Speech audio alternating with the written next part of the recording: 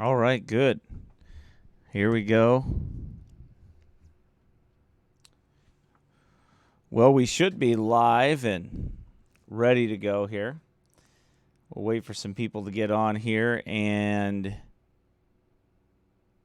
some people to give me some feedback, make sure they can hear me okay. Mic is on. The authorized mic, the first one. The authorized mic. All right. Obviously there's a little delay with the program I use, so that's okay though. Anyway, and if you see me rolling around this chair trying to adjust things, this is my new setting here. So I'm trying to figure it all out. Joey is on. How is the volume? Does everything come in clear and good? Does it sound good? Boy, the audio really sounded good last time. I hope it sounds good this time. It should be fine. All right, good. All right, we're coming on here. We've got 9 people on here, and we're early, so we're just starting out early here. I always do start a few minutes early just to give people some time to get on because I want to get started at 2 o'clock, so I give people that chance. I just emailed a bunch of people to let them know. All right, good. It sounds good, and glad that's coming in good. All right. Lots of fun stuff for you today, man. I'm looking forward to it. I figured out I've got a video that we're going to watch together about the Giants here. Some that I've read and I studied a little bit on as far as in the South American Giants, and I wouldn't be using this video if it didn't repeat from the diary that was from 1500 of some explorers and things like that. So anyway, we'll get to that. Yeah, don't forget to like. And don't forget to thumbs up the video, like the video, share it on YouTube, Facebook, Twitter, Instagram. You know, somebody told me I should be on BitChute. I might try that, actually. I talked to Luke about it a little bit. We'll see. We might use that as an alternative. All right. We'll keep getting people streaming on here, and I'll keep moving around and trying to. And a guy named the Real McCoy.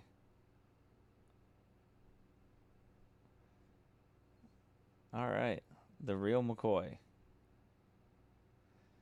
Some alias. Alias. Not alien, but alias.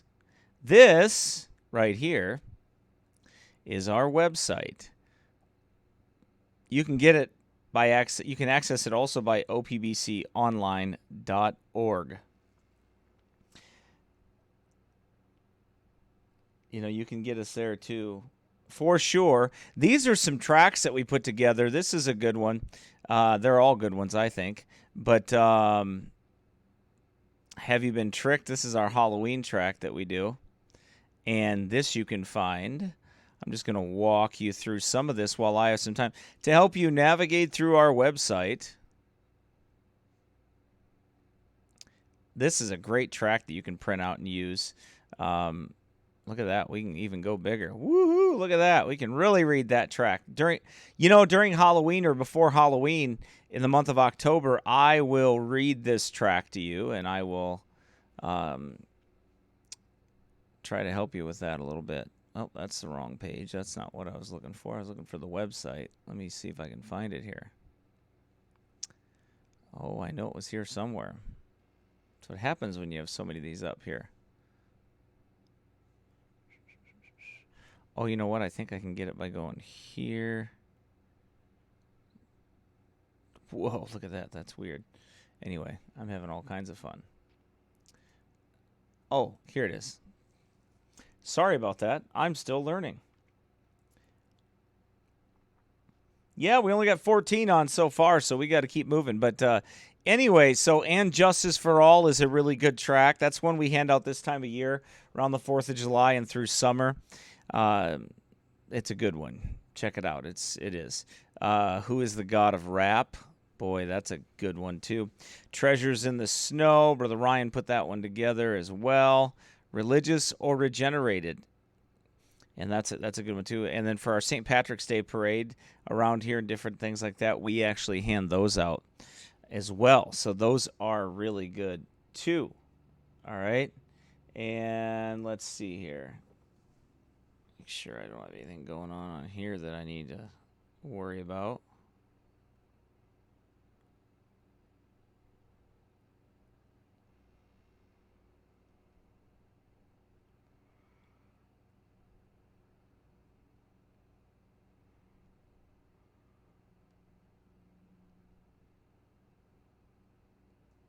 All right.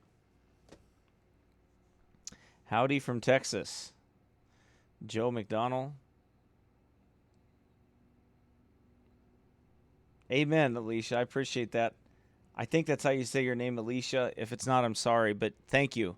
It is a blessing. We are very grateful for all that we have, and we're getting through it. And wow, what good responses to the first broadcast we did with this. We had a great number of people on there, and also a lot of people listening afterwards, over 1,500 views on that. So praise the Lord for that. Thanks for sharing that with everybody.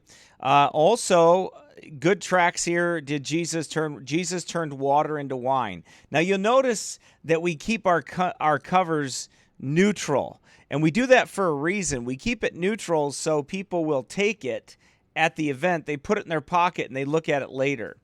If it says something like, "You're all going to hell, you bunch of devils," then if it says that, then nobody's going to take the track. They're just going to throw it away. So we try to be wise. Yeah, Ryan does a great job. He really does. I would say I taught him everything he knows, but it's not true. I didn't. Anyway, but and for all of you connoisseurs out there, this is coffee. It's got some cream in it.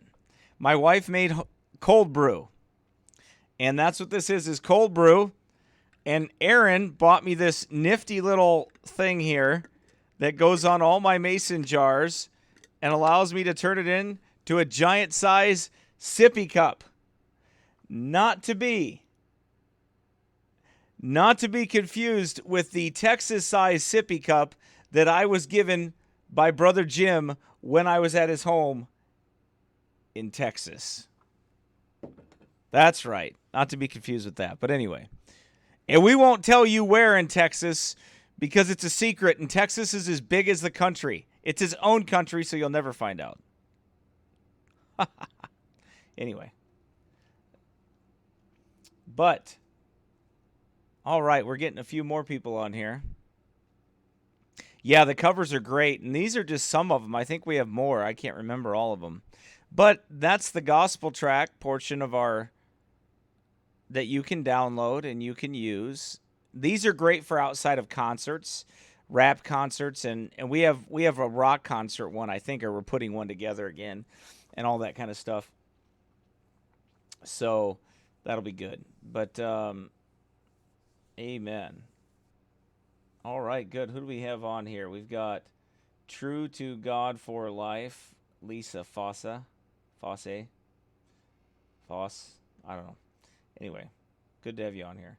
Jacob, no texting and broadcasting. A fellow Texan. Tuning in from Virginia Beach. That's good. From Canada. You know, we have a lot of people that listen from Canada. It really is kind of amazing how many Canadians listen to us. Quite a few. So it seems like there are different states within Texas. It's humongous. Anyway, so these tracks are awesome, and I'm glad I'm able to show you this stuff because there's a lot more I want to show you. You'll notice up here, a historical, non-501c3, unincorporated Baptist church. Amen. All right. Well, pick up my cross. Well, praise the Lord for that. I'm glad that Fosse E. Look, don't be offended if I pronounce your name wrong. I probably pronounce my own name wrong. That's how bad it is. What is this? Oh, that's our Giants. Yeah, that's what that is. Okay. And of course, the doctrine that everyone gets mad at me about, keepers at home.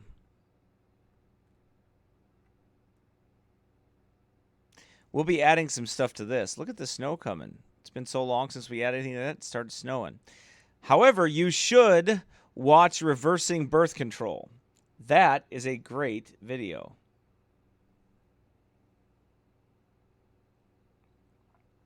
And it's about 3 hours long. I think it was an interview that I did with Ryan and Erica.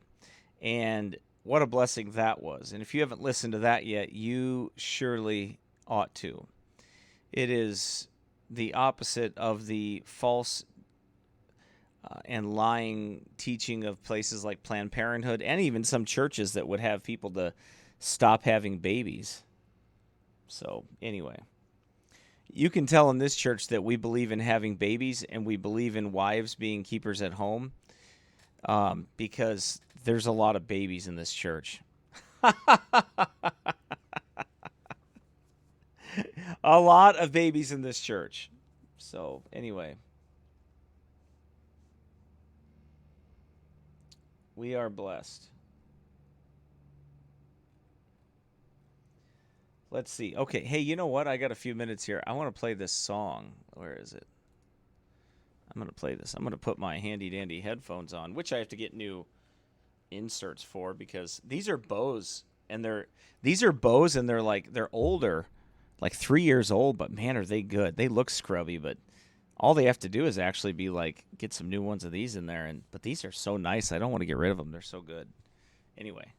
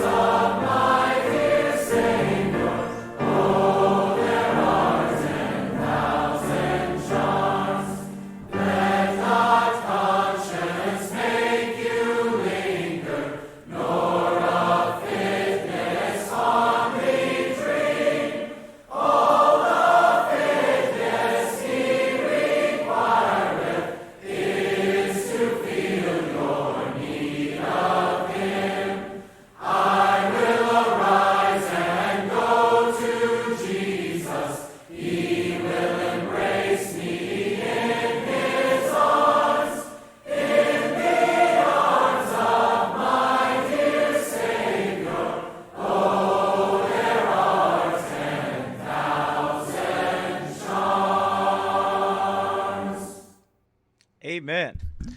All right. I absolutely love that song. And there's a lot of songs I'm going to be sharing with you just because I like them and they're a blessing, and I believe they're good and helpful in your walk with God. You ought to have good music. You ought to have good music around you, and you ought to be listening to it and meditating upon the words that, like these, come from the Word of God. So it's good doctrine and good, encouraging, uplifting music. It sounds better than all the modern day music today. I don't listen to modern music, So, Catherine, it's good to have you on here. I'm glad you can make it today. And all of you that are on there, we've got about 35 people on, but we're not quite at the 2 o'clock hour yet either. So we'll get some more on here, and then we'll get started with our Giants today and Giants in South America. And we might cover a few other ones here just a little bit. And I want to do some backtracking just a little bit for you. And the reason I want to do that is because I found some of those actual articles, copies of those articles. And I just want to show you that I'm not just like blowing smoke when I say somebody, this was in such and such newspaper at such and such time. I want to actually show you a few of those. So I think it's important to do that. I want you to see them. And I believe it's helpful. And maybe I'll do a broadcast sometime just on Christian music. I'm definitely going to get into the CCM, contemporary Christian music stuff. I'm going to get into that with you, and I'm going to get into rock and roll music with you, how it's bad and wicked and straight from Satan, and how rap music is of the devil, and all of it. And I'm sure to make some people mad, sure to make some enemies, sure to make some of God's people angry with me until they get right with God and see that that music is from the pit of hell, and that's where it came from. And it ought not be sung by God's people, and we ought not try to take the songs of the Lord and make them the songs of the devil and mix them together. So, hey, Carrie, hope you're doing well. Glad to have you on here. And yes, this is kid tested, mother approved. This this episode here today, it is totally fine for children to be on here. If I said anything, I'd give a warning that was like, okay, this sounds kind of crazy, so cover your kids' ears or something if there was something like that. But usually there isn't going to be. I try to be cautious, except some shows when I get into like the LGBTQ stuff and some of that, I would rather you not let your kids listen to that, or you screen it first and then kind of feed it to them. And that's to everybody, not just to Carrie, but to everybody. And the reason for that is because I don't want to hurt any children. I don't want them to hurt their conscience or anything with things that they don't have to be aware of. I'm going to deal with enough. It's enough for us to deal with it. Okay. And, we should just be careful about that. And I've learned that the hard way. The Lord taught me that and chastened me for some things. So I've learned some of those things along the way, and I want to be careful with that. I really do. All right. Anyway. Hello, Marriott's I can't say whatever your name is there, but hi. I'm sure churches are CCM and old hymns. It's sad, but I'll tell you what. I really think there's been too much of an abandonment of churches as well that we have to be careful of. If you're gonna abandon those churches, if you're gonna walk away from them, if they're wicked, then you need to help start another one. You need to be a part of starting one and getting with somebody and getting with other churches and helping to get other ones started in your areas. Really, if you're gonna leave those churches and if they're apostate or whatever they need, we need others to replace them. This internet is not going to replace that. You'll soon find out when you get into a local New Testament church. It's way different than listening like to this broadcast online. You got a lot of things that you face into a local New Testament church. You don't get away with as much as you do online with things. You got to learn to love people, and they're gonna hurt you. But anyway, Marriott's is my Mary, my fiance. Oh, okay, great. So Now I know. And like they used to say on G.I. Joe, knowing is half the battle. That's what they used to say. Anyway, so there's about 40 people on here, but the more I gab, the more they come. So they'll be here pretty soon, I'm sure. Let's like this. If you haven't thumbs up the video or like the video, please do that. And share it on your Facebook page if you have one, on Twitter, on Instagram, all over the place. I am no longer on Facebook. Well, let me take that back. I deactivated my personal account on Facebook, and I deactivated my backup account on Facebook. And the only thing I have on Facebook now is my public page and OPBC Online. Those two pages are still there. Andrew is an administrator on those two pages, and if you have a message, you email me a message. If you can message me on Facebook, on Instant Messenger, because I still kept the Instant Messenger there. But I don't want to waste my time on Facebook. I have too much studying to do for over 6 hours of broadcasting, of 3 or 4 sermons a week to our people here, of street preaching, of putting together materials. I want to focus on helping people and getting information out there, not on arguing with idiots, or arguing with fools, I should say, is a better one. Or me being a fool and arguing too long, because I can be foolish too, and I can get caught up into traps, okay? And I don't want to do that. I don't want to spend my days doing that. I believe the Lord's called me to preach. He's called me to get out the truth to people and to help people with it. And I can't do that if I'm arguing with people online. Now, I haven't really been doing a whole lot of that anyway. But you know what? Something hit me Monday, and it just bothered me. And I was like, it's not going to do me any good. This guy's a liar, or he's lying. Maybe he's not a liar. I was a little hard on him, but he was lying, and he has that charismatic spirit about him. But anyway, I just said, you know what? I need to get off of there. I'm wasting my time on there. God doesn't want us wasting our time. I want to be productive, and I want to help you. And the only way I can do that, I want to pastor this church, raise my family, pastor this church, walk in devotion to the Lord, and then feed you people online as well, my brothers and sisters in Christ out there that can use it, that need it, okay, and that will benefit from it, to help equip them in this Antichrist falling away time that we're in right now, to be soldiers of the cross, followers of the Lamb. And, that's really what I want to do. So, and plus, honestly, I really don't get that much traction off of Facebook. I honestly don't get that many people that listen to me on Facebook. It doesn't go anywhere really. And I'm just done with it. So, for now anyway, my public pages will post these links and all that kind of stuff on there. But other than that, I'm pretty much off of there. I'm not going to waste my time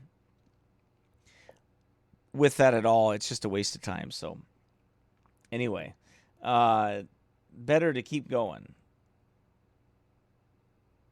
The only thing I like about Twitter is I have a lot of the old preachers that obviously are dead, but somebody started a Twitter account in their name, and they post their quotes. And I feel like those are very edifying for me. So I listen to those quotes. All right. But other than that, or I read them and share them and things like that. Other than that, I don't do anything on Twitter anyway. I don't talk to people on there. I just read what they have to say. And old preachers like Charles Spurgeon, Matthew Henry, the Puritans, John Bunyan, and people like that. So that's usually what I do. Echo chamber book. Oh, okay. Yeah. So anyway, I don't like wasting my time with it. It's just, it just isn't good. So anyway, praise the Lord. It's time to get going here. And I'm going to show you a few pictures here. I've got a video for you today that I like the way he narrates it, and that's why I'm going to use it. He narrates, listen, that doesn't mean I put my stamp of approval on that ministry. I just know I heard the material already in another source. So that I sourced that material, and then my wife had found that video, and I was like, well, hey, I listened to it. I was like, this is good. I think I'll use this video. I think it'll work good. So That's what I did, and I'm going to use it today, and it's fair use, so I'm not taking it from anybody, but I think it'll be good. I think it'll be real good, so that'll help you. But let's go back to some of these pictures here. This is an article from a special to the New York Times, Giant Bones in Mound. Professor A.B. Skinner of the American Indian Museum, Professor of W.K. Moorhead of Phillips Andover Academy, and Dr. George Donahue, Pennsylvania State Historian, who have been conducting research along the valley of the Susquehanna, I think that's what it says, have uncovered an Indian mound in the Tioga Point on the upper portion of the Queen Esther's Flats on what is known as the Murray Farm, a short distance from Sire, Pennsylvania, which promises rich additions to Indian lore. In the mound, uncovered were found the bones of 68 men, which are believed to have been buried 700 years ago. The average height of these men was 7 feet, while many were much taller. Further evidence of their gigantic size was found in large celts or axes hewed from stone and buried in the grave. On some of the skulls 2 inches above the perfectly formed forehead were protuberances of bone. So it's protruding out.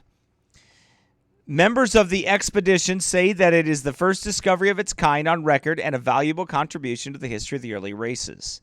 The skull and a few bones found in one grave were sent to the American Indian Museum. Well, now, think about this for a second.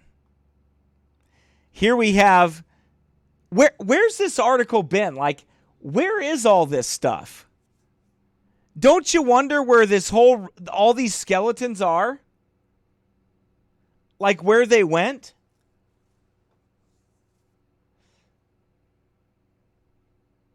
I'd like to know where they are. But they just end up disappearing. But this article is not some spoof article. It's a real one. Do you see what I mean? It's a real article that is saying, okay, listen, we found these. And other people checked them out. Right? And we know them to be true.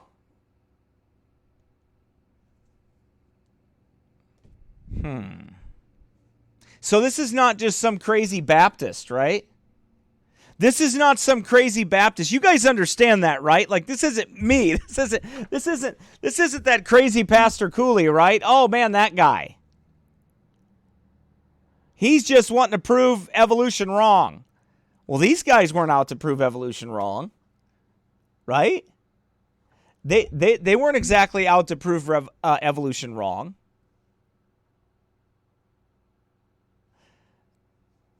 Okay, so they found this giant race, right? We know about this giant race, don't we?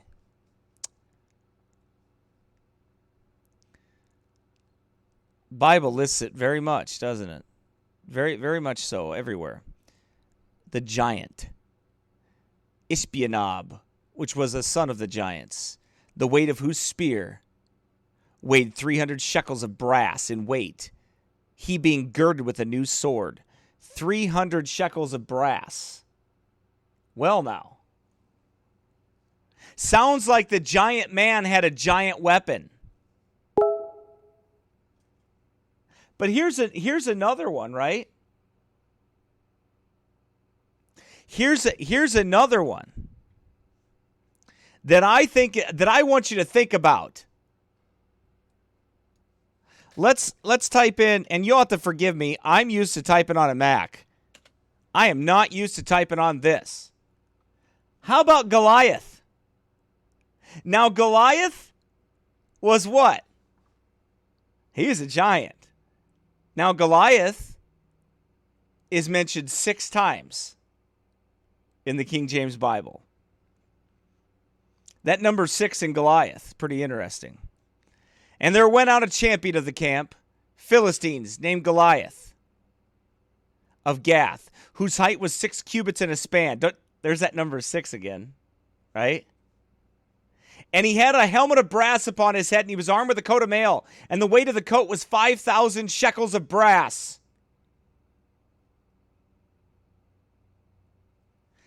5,000 shekels of brass. Let's see here. You're right, Authorized Mike. The Authorized Mike. There we go. I got rid of that notification. Thanks, Mike. And he had a helmet of brass upon his head. And he was armed with a coat of mail. The weight of the coat was 5,000 shekels of brass. 5,000 shekels of brass.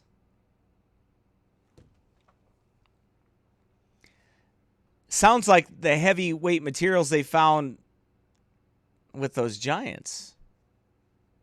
That they uncovered their bodies, doesn't it? And the staff of his spear was like a weaver's beam.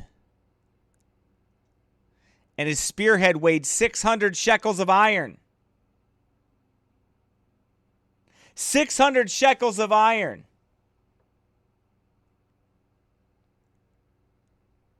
Right? It's pretty heavy.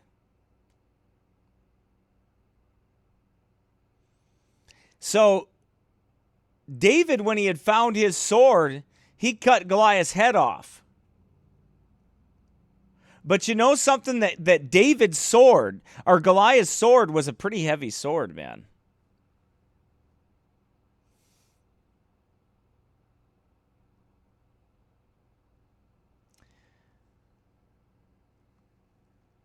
So, think about that for a second. Somebody asked a question. Pastor, please, can you answer on my question? Do you think that there's another people living on earth not from Adam and Eve descendants? Well, I think there's devils. I know there's devils on this earth. But please save your questions for the end. That's right, Mike. Mike's the sheriff. He's got the blue wrench. I promise I'll answer your questions at the end. But let's keep moving here. But in the short, there's devils, and there's hybrids. And there's going to be more coming. But we'll save that for the future. All right, let's keep going. So the sword of Goliath, and the priest said, the sword of the Goliath, the Philistines, whom thou slewest in the valley of Elah, behold, it is here wrapped in a cloth behind the ephod. If thou wilt take that, take it. For there is none other save that here. And David said, there is none like that. Give it me.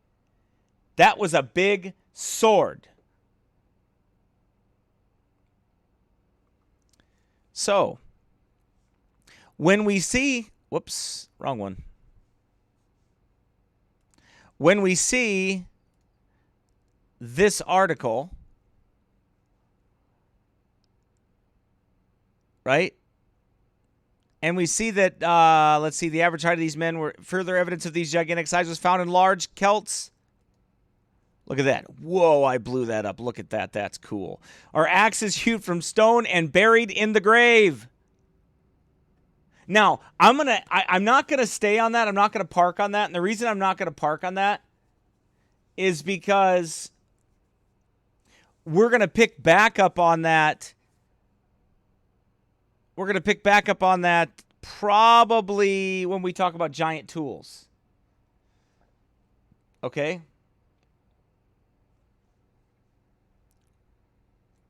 When we talk about giant tools. Because we are going to talk about giant tools. We're going to talk about giant buildings, giant structures, all kinds of fun things. All right? So bear with me. We'll get through it all. And I know this is a lot of hours of teaching on this, but I find it fascinating. And it's been years since I've went through this material, and I found a lot more. And I think it's good that we go through it.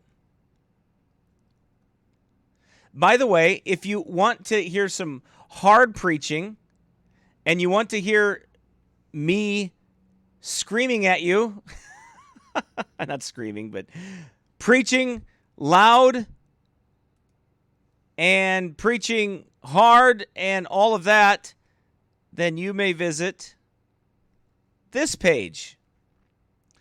On our sermonaudio.com, there's the secret entrance that I cannot give you access to.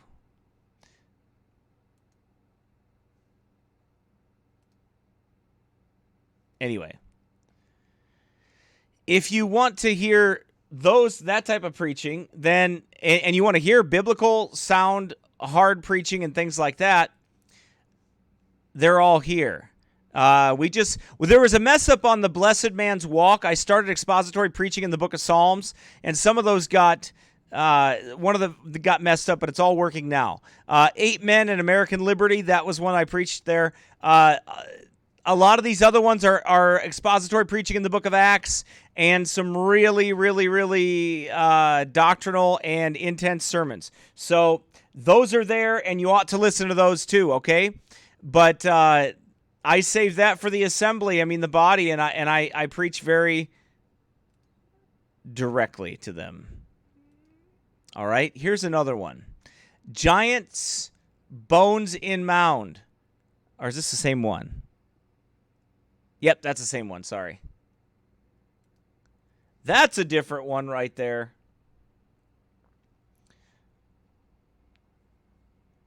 That's right, Mike, the coveted Sermon Audio Premium account. All right. Wisconsin mound opened. Skeleton found of a man over 9 feet high with an enormous skull. Man, that dude must have ate a lot of cheese. Who thinks that guy ate a bunch of cheese?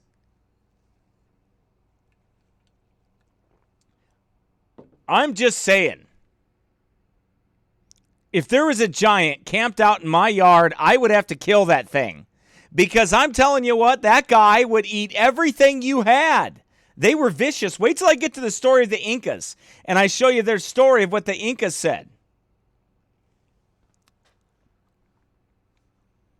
Okay. Here's an article, New York Times, published December 20th, 1897. Merry Christmas, we found a giant. Oh. Hey, you know what I did?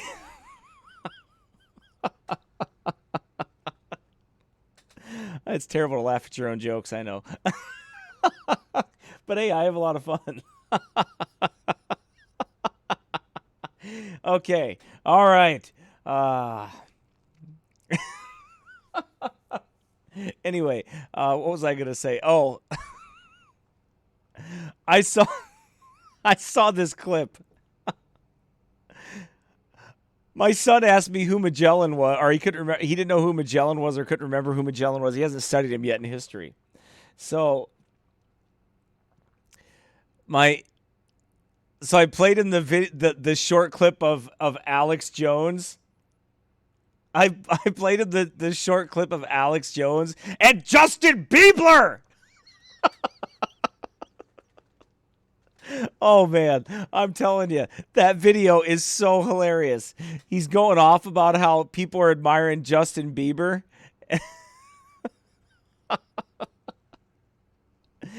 And he calls him Justin. And they love Justin Bieber! Magellan! And he's just like screaming. Oh, there's nothing like a little bit of Alex Jones to make you almost wet yourself. Almost pee your pants, and I'm not kidding you. Some of those things make you laugh so hard you will almost pee your pants in laughter. Anyway, all right, I'll keep going. One of the 3 recently discovered mounds in this town has been opened. In it was found the skeleton of a man of gigantic size. The bones measured from head to foot over 9 feet and were in a fair state of preservation. The skull was as large as a half-bushel measure.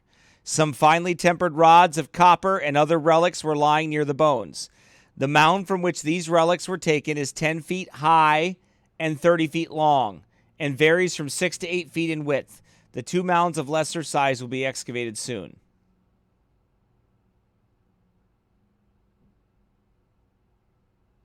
Okay, so here's the thing.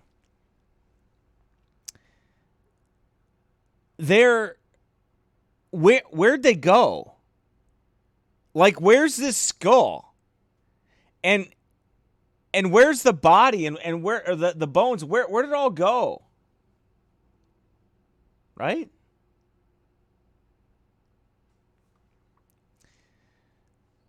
Like nothing. It's gone. And we don't know. But We know about a 9-foot giant too, don't we? We know about one. We believe Goliath was somewhere between 9 and 10 feet tall, right? When you go by Royal Cubit, he was like 9.5 feet tall. Can you imagine little David?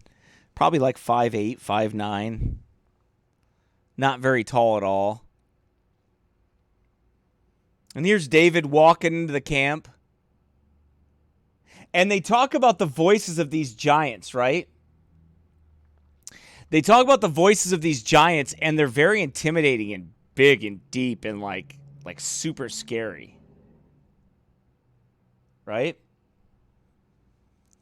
And here's David, the heart of a champion, right? And he ends up taking him on. This is a story that we're going to get to here today. I'm just going to show you this right now, but we're going to get to this story.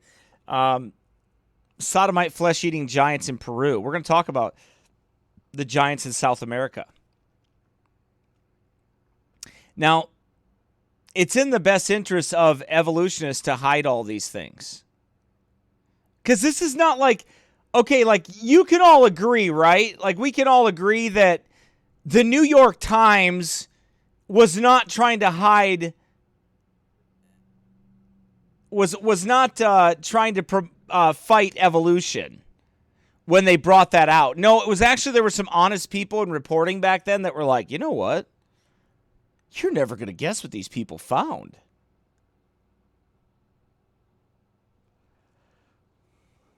You're never going to guess.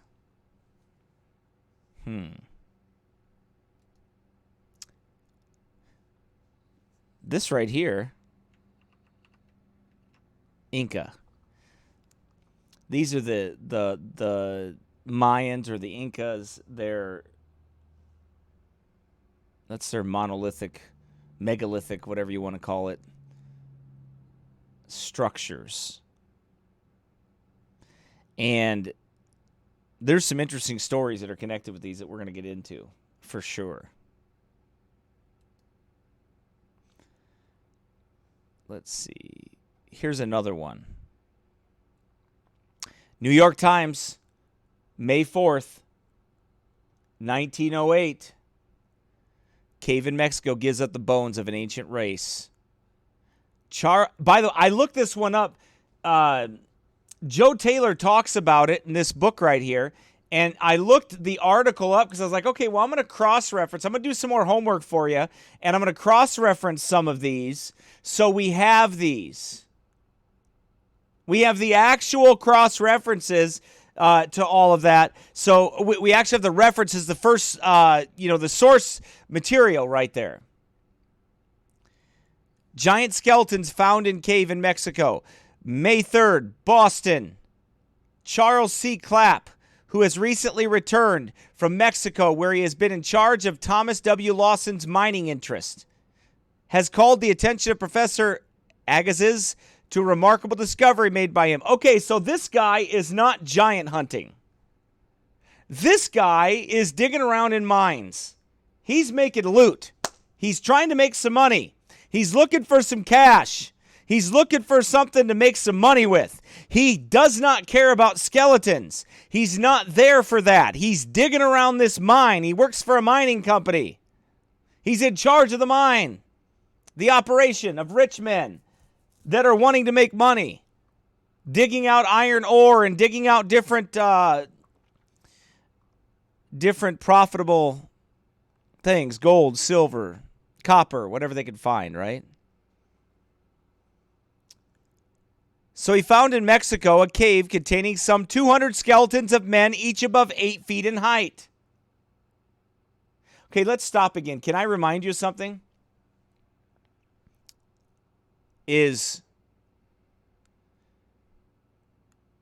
Charles Clapp making this up? Does Charles Clapp, does he go back to Thomas W. Lawson, a millionaire that owns a mine in Mexico, and waste that man's time with a total fabrication and a lie? Does he go back to him and does he say, I know you're paying me to run this mine and to make money, But I'm going to make up this crackpot idea that there's giants in here, there's big skeletons in here, because, I just want to waste your time, Mr. Millionaire, that could fire me or have me buried in that stinking mine somewhere if I mess with him too much. No. The answer is no. Why? Because money talks. That's why. Okay? He found in Mexico a cave containing some 200 skeletons. The cave was evidently the burial place of a race of giants who antedated the Aztecs. What does that mean? They were before the Aztecs. And see, all of these Indians, like almost every single tribe is like, okay, so our forefathers told us this story. And the stories always have a lot of similarities. So our forefathers told us this story, right? And in these stories, they talk about these giants. Well, if all you had was a story, I'd say to you, you're making it up probably.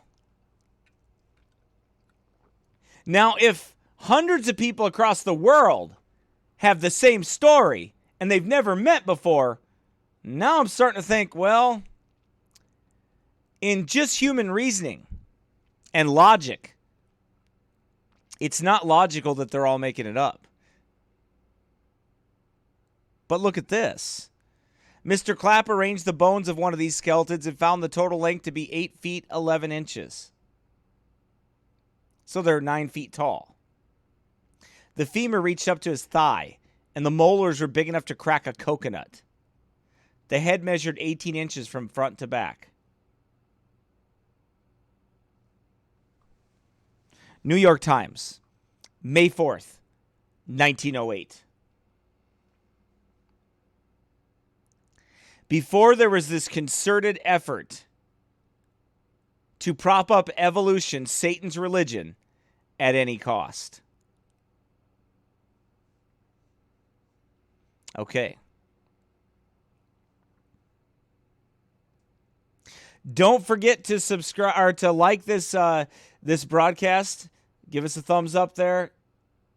Like the broadcast. Share it on Facebook, Instagram, Twitter. Share it all over the internet.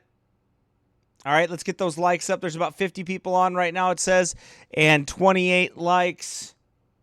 So let's get some more on there. Let's try to get that up there. Try to get this shared with as many people as possible in order to do that. If Andrew, if you're listening, actually, let me just text him real quick and tell him to share this link.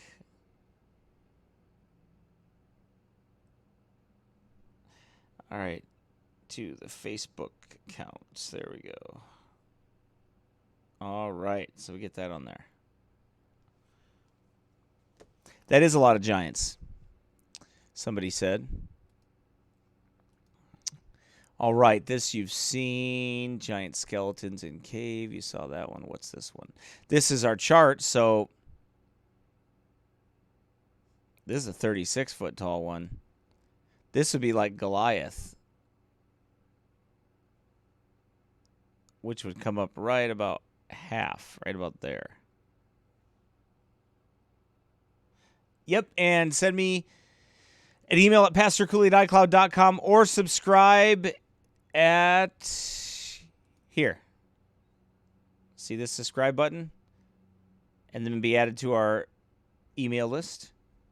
So I intend to do blog for you and to put some blogs up and some other things to keep in touch with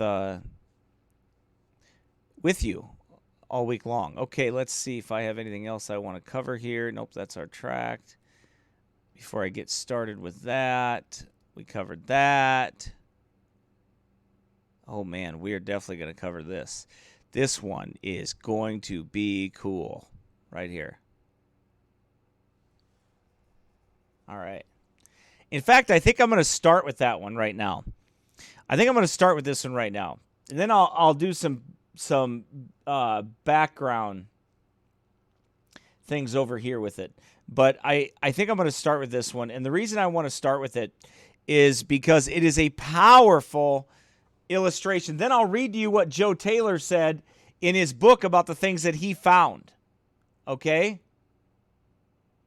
Because he found some of the same things, and I found in some of the writings also the same thing this man is talking about. So what he's taking is from the diaries of these travelers. So this is not a blanket endorsement of this man or what he's doing. What I'm endorsing, if I stop it and I say, well, I don't endorse this, you'll understand why. And when he says Christianity, I believe he means Roman Catholicism. Catherine, the giants did not survive the flood. The giants drowned in the flood. It says, and also after that. So there was another run. Right?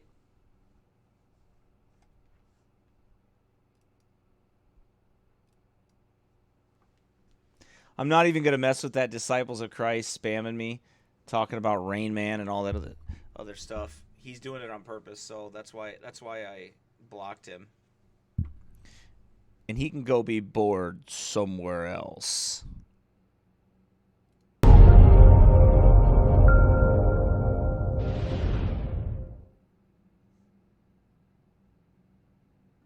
In the mid-16th century, 168 Spanish conquistadors led by Francisco Pizarro obliterated the Incas with modern weapons of war and smallpox. The conquistadors were looking for gold, and they found it in great abundance. But what they did not expect to find were the bones of colossal giants, which they discovered all over the land. The natives relate what they have heard from their fathers, that from over the sea in large boats made of reeds came men so large that a man of common body proportions measured only up to their knees, though he be of good stature, and that their members conformed to the greatness of their bodies, which were so deformed that it was a monstrous thing to see the heads, accordingly large, and their hair which reached down to their backs. They point out that their eyes were as big as small plates. They affirm that they did not have beards, and that some of them came dressed in animal skins, while others were in their natural clothes, and that they did not bring women with them. So, this right here is a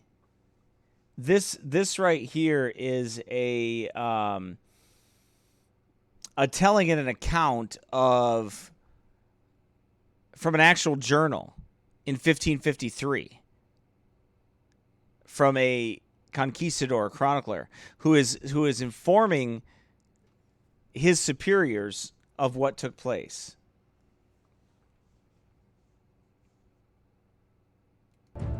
At this peninsula, even though it is beach, the natives that come down from Panama drink water and refresh themselves. There were once giants here, and the natives say that they don't know from whence they came. Okay, so what he said was, and I know I keep stopping this, but I'm going to do that because I just want to review some things with you. What he's saying is the giants dug this well. They say the giants dug these wells, and hundreds of years before, or 1,000 or whatever, I don't know how long it was. They didn't really say, but they dug this well, and because they dug the well so good that the water was great and the well was great, so they were blessed to be able to use those after those giants were gone. Their houses were 3 leagues below the anchorage, made of 2 gables with very large beams. I saw some of these beams being brought on rafts to be incorporated into a building that was being constructed by the viceroy of those Indians, named Alonso de Vera. I also saw the large tooth of a giant, which weighed more than 10 ounces. The Indians say, according to the tradition of their ancestors, that the giants did not have women, and not willing to wait for what was natural, were given over to sodomy, for which God punished them by sending fire from heaven, and so destroyed all of them. Okay, so think about this for a minute. Let's go to Jude. We'll go back to the video, but let's go to Jude here. And the reason I want to do that is because if these were from the fallen angels, right? If they were, then look what the Bible says. It says, "And the angels which kept not their first estate, but left their own habitation, he hath reserved in everlasting chains under darkness in the judgment of the great day. Even as Sodom and Gomorrah and the cities about them in like manner, giving themselves over to fornication and going after strange flesh." Sodom went after strange flesh, right? They went after strange flesh. The giants, the sons of God, the fallen angels, left their first estate, and they went after strange flesh, which would have been women. Now, but understand the similarities here, that these giants, they're not mating with women, or they didn't have enough women or whatever, so they turned to get their lust out through the sodomite, through sodomy. That's how they're doing it. Through homosexuality is what we would call it today. "Are set forth for an example, suffering the vengeance of eternal fire. Likewise, these filthy dreamers defile the flesh, despise dominion, and speak evil of dignities." So there's a connection there between, here's your connection between the sons of God, the fallen sons of God that left their first estate, going after strange flesh, Sodom and Gomorrah, and then these giants that are doing the same thing.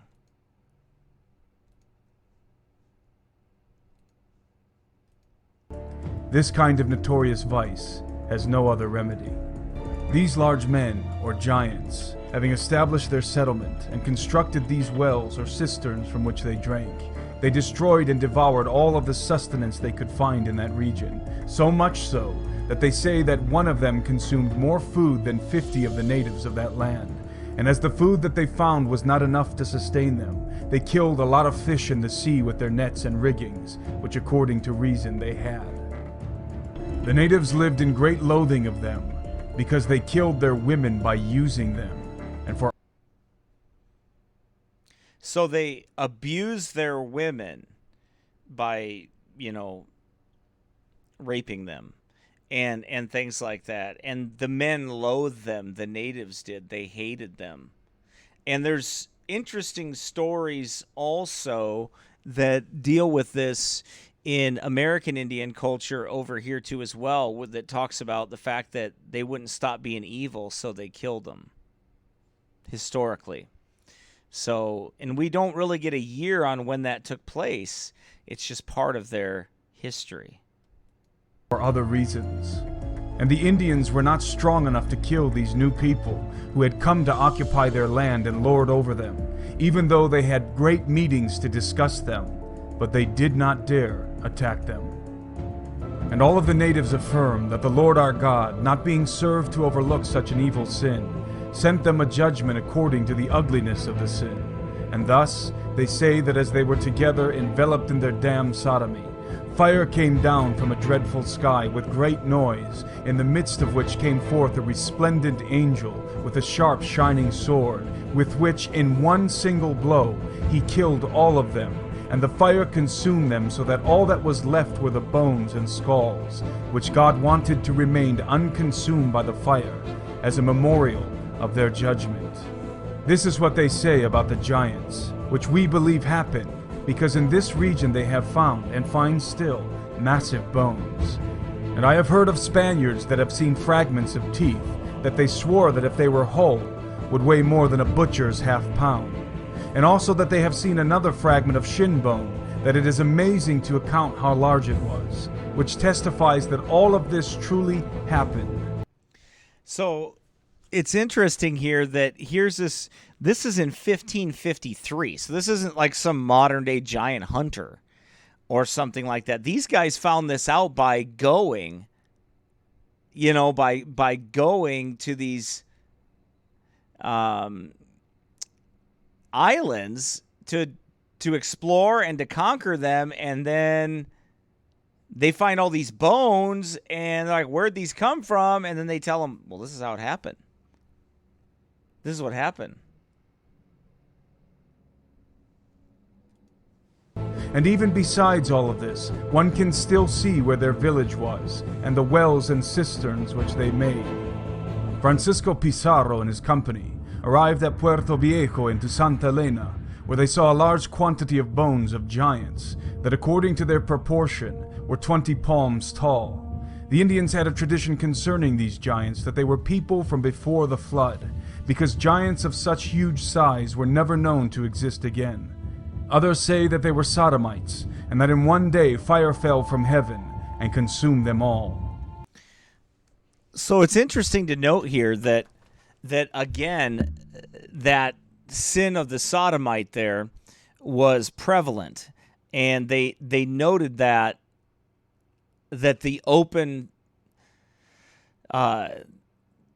sodomy was going on, that open wickedness and vileness was going on in front of all, and they didn't. I mean, obviously they killed their. It says they killed their women too, because they know no boundaries. They knew no boundaries, and when you get that satanic spirit like that, they know no boundaries at all. There's no restraint on them except when God deals with them. So they talked about the giants. That was it, Chief Bighorn or something like that. He was a full-blooded Sioux, I think he said. And didn't he say that? He said his great grandmother, whatever, all the way back, said they told him to stop doing that. His great grandmother told him the story or whatever. They told him to stop killing like that, stop doing that, and they wouldn't listen. Stop being wicked like that, and they wouldn't listen. So they killed them. Speaking of the giants that existed in ancient times, in what is called today the peninsula of Santa Elena, Provincial Father Torquemada says these words in his book, Indian Monarchy. Speaking of the giants that existed before or after the flood in these native lands, and it's true that after the flood they existed in the New World, and it is said that it was well known that there were giants that came from other parts, whose greatly deformed bones are still found to this day near Manta and Puerto Viejo. And according to their proportion, they had to be men in stature, more than 3 times the size of the Indians of today. They say that these giants came from over the sea, and that they made war with those on the land, and that they raised mighty edifices, some of the stones of which still stand today in testimony of their greatness. They also say that these giants, being terrible sinners, practicing incest and sodomy, were burned and consumed with fire that came from heaven. They all seem to agree. This is an Augustinian monk, and an anthropologist, the Moral Chronicle, the Order of St. Augustine in Peru.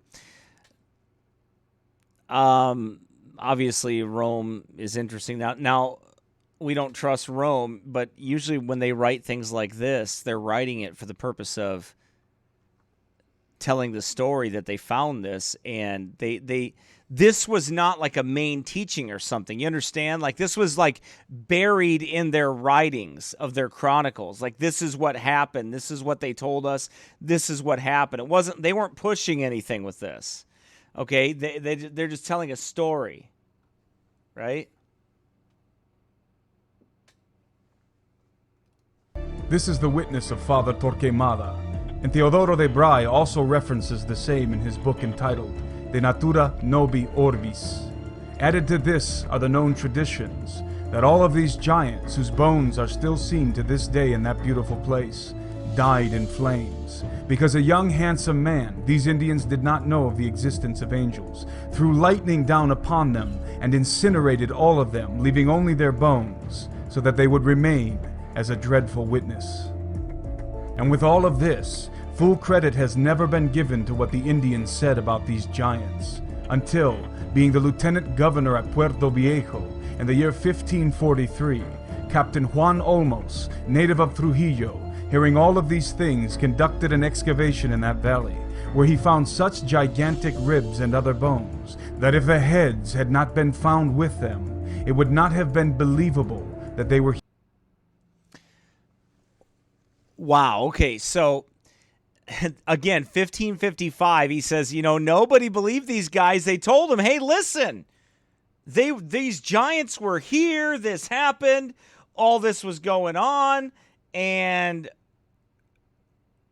nobody gave him any credit. They all acted like they were stupid. And these Indians are like, look, we're not making this up. I mean, we don't like them. They're over there, but this is real. I mean, the Indians didn't like them.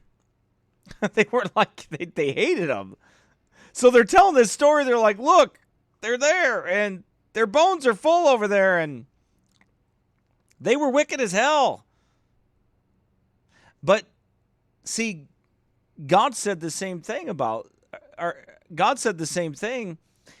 sin, that God hates sin. And these giants, they appear to be very hateful and rebellious to God completely. That's what they appear to be. Very hateful to God and to anything that the Lord has deemed holy. Now, again, I understand there's some Roman Catholic tradition, or I mean, not tradition, but, that were chroniclers back then. That's fine. That doesn't bother me that much. And the reason it doesn't bother me is because of what it's not only them, it's others that are historians and chroniclers that are saying the same thing. And they went there and they're like, hey, this is insane. So this lieutenant governor, he's like, all right, I'm going to find out what's going on here. So he does. He finds out what's going on, and he finds out, whoa, this is real. Human beings, and thus, by his own investigation, and seeing the signs of the lightning that punished them, he confirmed what the Indians had said to be true, and he sent throughout the diverse regions of Peru some of the teeth that they found there, each one which measured 3 fingers in width and 4 in length. Man, all I know is that I do not want to be bit by something like that. That's a big tooth, man. Could you imagine those chompers coming at you? Oh, my goodness. And they were cannibals. They must have been able to just bite through the arms of men like they were nothing and eat them whole as they were so hungry. Could you imagine trying to fill something that big that never stopped eating? Because they were always hungry. Because it takes a lot to move around that much.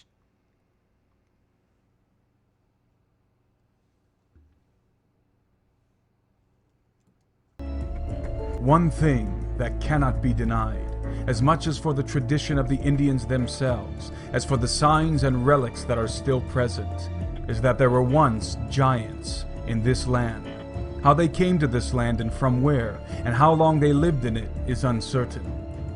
The first Spanish conquistadors of this kingdom found in the peninsula and port of Santa Elena, Diocese of Quito, human bones of massive size that they knew belonged to giants, and among them some shin bones more than 3 feet long. Many other bones of the same proportion have been discovered afterwards in other parts of that same province, and in the province of Trujillo. Also bones of equal size have been seen further inland, as in the province of Tucumán and Tarija.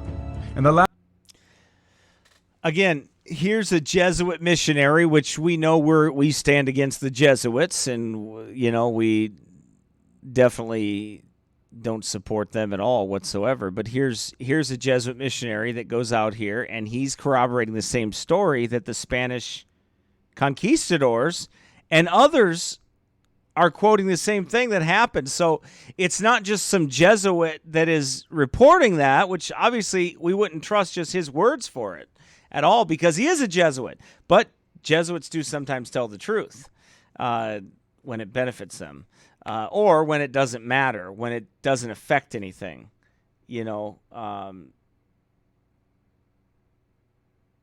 So anyway, but it's just something to think about. I just want you to understand, I'm not putting wholesale confidence in something the Jesuits say or any of these people, matter of fact, but look at the entire situation. The modern day Jesuits today won't talk about this stuff. Latter of these, a whole body was discovered beneath the ravine or bank of a river that the water, having eroded the bank, had unearthed. It was so massive that its grave occupied a very large space, and its skull was so abnormally gigantic that some of the Spaniards, thrusting their swords through its eye socket, could barely reach the backside of its head with the points of their blades. In the province of Santa Cruz in the Sierra, the governor was an honest Christian gentleman named Don Lorenzo Suarez de Figueroa. Okay, so here's where we would disagree with this Jesuit again. We understand that what he calls a Christian, what we call a Christian, are two different things. Okay, he's talking about a Roman Catholic. But again, his purpose is not to prove giants are true. He's writing what was told to him and what the historical records say. He's not like trying to disprove prove giants true. He's just there, and all of a sudden he's like, okay, whoa. Yeah, the Vatican's definitely hiding this. The Jesuits are definitely hiding these things. Well, think about this. Hey, let's think about this for a second. Let's stop here and think about this. We know the Jesuits would hide these things, and they do hide these things now. And how do we know this? Well, they're all over South America, and Rome controls South America. And where is like the greatest amount of numbers of these giants and everything else found? South America. And they're hidden. Think about that. That populated the city of San Lorenzo, capital of that province, and he found something during the conquest of Tucumán. This gentleman used to say that while marching in that conquest, they discovered an ossuary that appeared to contain more than 100 human bodies, and all of the bones belonged to enormous giants. And he himself thrust his sword through one of the skulls, and the whole blade passed into the cavity. From that same region of Tucumán and Tarija, they brought back to the Villa de Potasi some years ago a great quantity of bones of giants. All of them were in pieces, so that there was not one entire bone except for some teeth. But their abnormally gigantic size demonstrated that they were from massive bodies. Each tooth was no smaller than a fist. One of them was weighed at 11 ounces, which made the man who weighed it a believer. I am not sure if the bones that were shown to me in the city of Lima were the same ones, but among them was a tooth of the same size of those that I have mentioned. And it is true that even though it had the form of a perfect tooth, it was so old that it seemed more like a rock than a bone. And also to the houses of the Juarez, which were the first inhabitants of that land, that they say were giants. And it is true that in some places they were, because deformed bones have been found of incredible size, that those who have not seen them nor touched them with their hands would not believe. Okay, so again, here's another Jesuit priest and a missionary, and he's speaking of their idolatry. So what these guys are doing is putting them down. He's saying, yeah, these Indians are a bunch of devils, or a bunch of idolaters, and here's what's over there, and here's what they found, and here's... So he's not like promoting giants here. What he's saying is that, on the contrary, I mean, he's not like... He's not trying to defend a biblical record here. He's saying, man, they found these, and here's these bones, and these guys are a bunch of devils, is what they are. So, you know, and they're trying to convert them to Roman Catholicism, or they'll probably kill them. So, because they demonstrate the proportion of the bones, that they were 6 times bigger than men of our day. And in their land they bring their sick, and for evil purposes relating to love. They invoke the Huari, whom they say is the god of forces, when they go out to make their farms or houses, so that he lends them his strength. Okay, now that's an interesting phrase. Let's go to the Bible with that. Let me exit out of there for a second. We'll get back to that video in a second.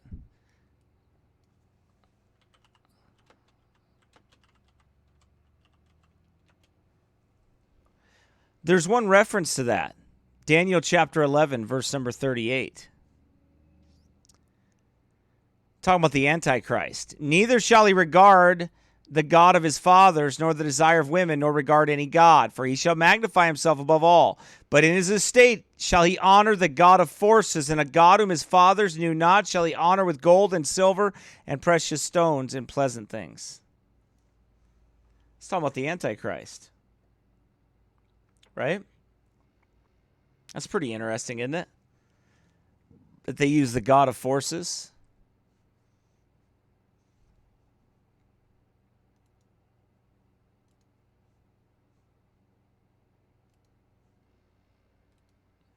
They took us to the other side of the village, about a quarter of a league, where a very large cave was, and in it many dead Gentiles, and among them were 3 bodies of giants with deformed heads, dressed in kumbi, but rotted with time. These are the progenitors of all this people, whom they worshipped and revered. There were many traces of sacrifices. They burned the bodies in the village. So he's talking about human sacrifices that took place, and we know in the book of Leviticus and in the that God told us not to make your children pass through the fire, not to sacrifice to Moloch and all those other gods, that you weren't to do that, that you were to sacrifice to the one true God and never a child, obviously, or people, or humans or anything. So here they have human sacrifice. Now, this whole thing is, I believe it's taken from a video. This is excerpt out of a video that Stephen Quayle, I think it's his name, Stephen Quayle, uses. Now, again, I don't back most of what Stephen Quayle says. A lot of what he says is fanciful, but a lot of this stuff is written as historical record. So these are historical records. And that's why I'm using it, okay? For sure. So, anyway. They worshipped high mountains, elevated mounds, and the houses of the Wadis, who were the first inhabitants, the sons of each land, that they say were giants. And it's true. This is the information that the official inspectors of idolatry and Father Pablo Jose detail in the 10th chapter. That on the other side of the village was a very large cave, and in it many dead Gentiles, and among them 3 bodies of giants with deformed skulls, dressed in kumbi. These are the progenitors of all this people that worship them. The testimony of this investigation is true, and the official inspectors took the giants from their shrines and burned them. It's been authenticated, and each giant would have been at least 12 rods in height, since a medium man of our time is 2 rods, and they were the size of 6 men. Bones of huge giants and bodies 6 rods in height have been found, as the official inspectors have affirmed, and Father Pablo Jose in his book. And this size, they say, could only be found before the flood. One is here in Lima, brought from a place near Potasi, whose bones are of excessive magnitude. But even he who has not measured the bones believes that this is the way it must have been, and even more so, because before the flood there were sinners who were giants.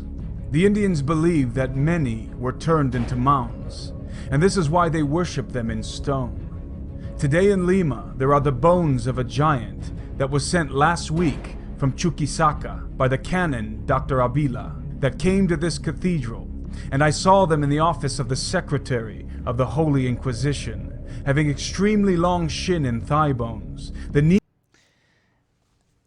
And let me say, those inquisitors know how to get answers.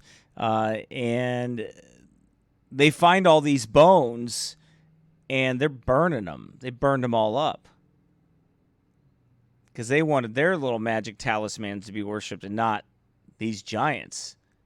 They didn't want them worshiping those giant bones and all that other stuff. They didn't want them doing that. They wanted to worship the Pope. So that's where that came from. But this was in 1663. Kneecap alone measured more than 1.5 feet, but the height cannot be precisely determined because the bones are broken. The bottom jaw measured 1.5 feet, and it has fingers that are more than 1.5 feet long. Last year, on the 1st of September, 1630, a mestizo boy 18 years old was brought to Lima from Huamanga named Juan Nunez, who was 8.5 feet tall and with feet more than 1.5 feet long. He has since died in Pisco. Not only in Peru are there traces of giants, but also in New Spain. And this demonstrates that they inhabited all of America. And even though we cannot determine the time in which they lived, we know that they did not arrive during the reign of the Incas. And I think that since the time when the giants died off until the Incas began to reign, some centuries had passed. And so, according to the fame and the evidence that we have found, there were once giants in these native lands in times past. In this year of 1550, I heard it said, being in the City of Kings, and in the presence of the illustrious Don Antonio de Mendoza, Viceroy and Governor of New Spain, where certain bones were found of men as large as these giants, and even bigger. And besides this, I have also heard before in the Agora, that in an ancient grave in the city of Mexico, or in another part of that kingdom, certain bones of giants were found. These giants seem to have been everywhere, since so many have seen them and affirmed their existence. And they might even all be of the same race. And in the aforementioned battle, they say that 2 giants were killed, whose bones are presently in Chacaro, set upon pedestals.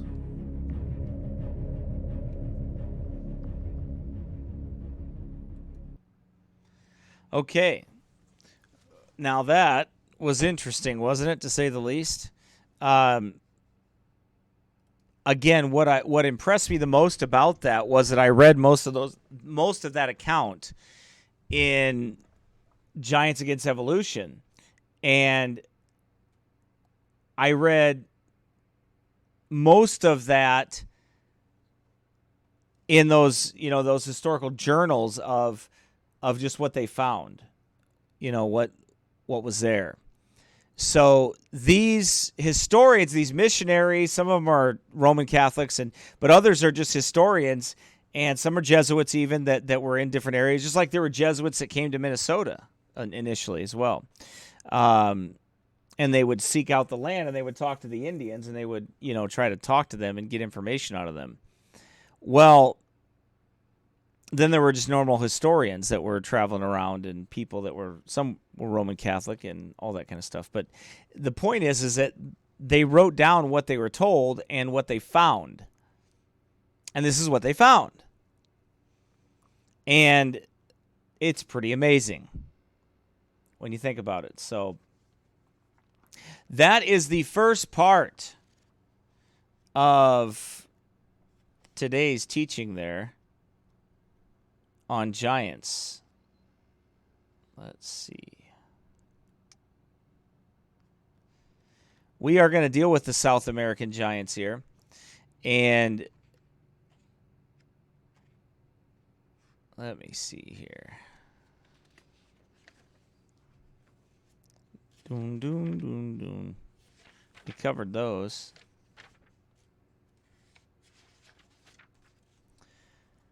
But anyway, let me take this time also to get you to like this video and send me an email, pastorcooley@icloud.com, to keep in touch with us so we can better stay in touch with you in case they kick us off of YouTube here. We're able to broadcast live on Sermon Audio. This is where we'll be broadcasting from, our Sermon Audio page. If something happens, that's where we'll be broadcasting from. So there'll be a live link, and I'll get the link for you, and then I'll send it to you if that takes place, if that happens.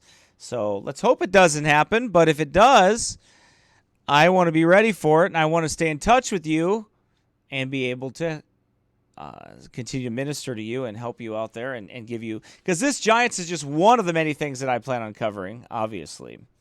There's a lot more that we would like to cover, but we got to continue to plug away at it. But anyway, so if something happens, you'll be able to get to us here on Sermon Audio and be blessed by that, Lord willing. So we want to...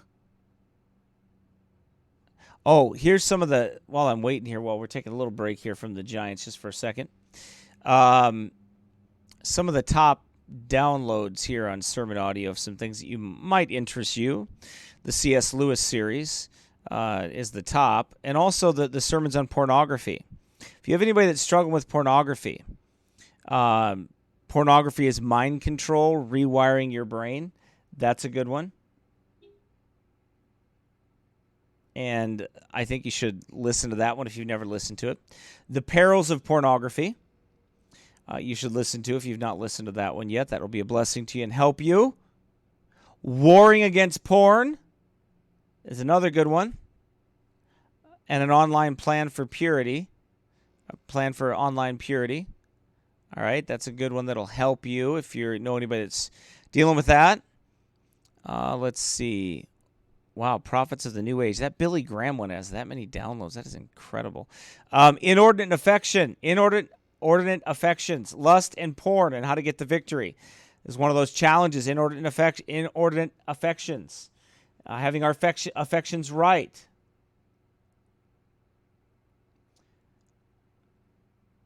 All right. That's one that'll be a blessing to you. And let's see. Dangers of the Universal Church. Yeah, that's a good one too. Anyway, so, and these are all the top recent ones that we've put out there. A lot of those are broadcasts that I'm doing, so you're on a lot of those already. But there'll be others that are putting their sermons on Acts chapter, our Acts series here, expository preaching on the book of Acts. If you'd like to follow us through the Bible and the book of Acts, you can follow through with our church as I preach through the book of Acts, starting in Acts chapter 1, going all the way through. We are 14 sermons in. Tonight will be 15. Tonight will be 15, and I plan on preaching on the book of Acts tonight, and that'll go on later. And I believe Luke is adding more videos here as well. Don't forget, if you have never watched it, Pre-Flood World Technology That Destroys Evolution. That is one that you should watch. It'll be a blessing to you. The Devils Come Out. That was one of our first encounters for preaching in the open air. By the way, Friday on the broadcast, which will be my last broadcast for an entire week and a half. I will be gone for 10 days. So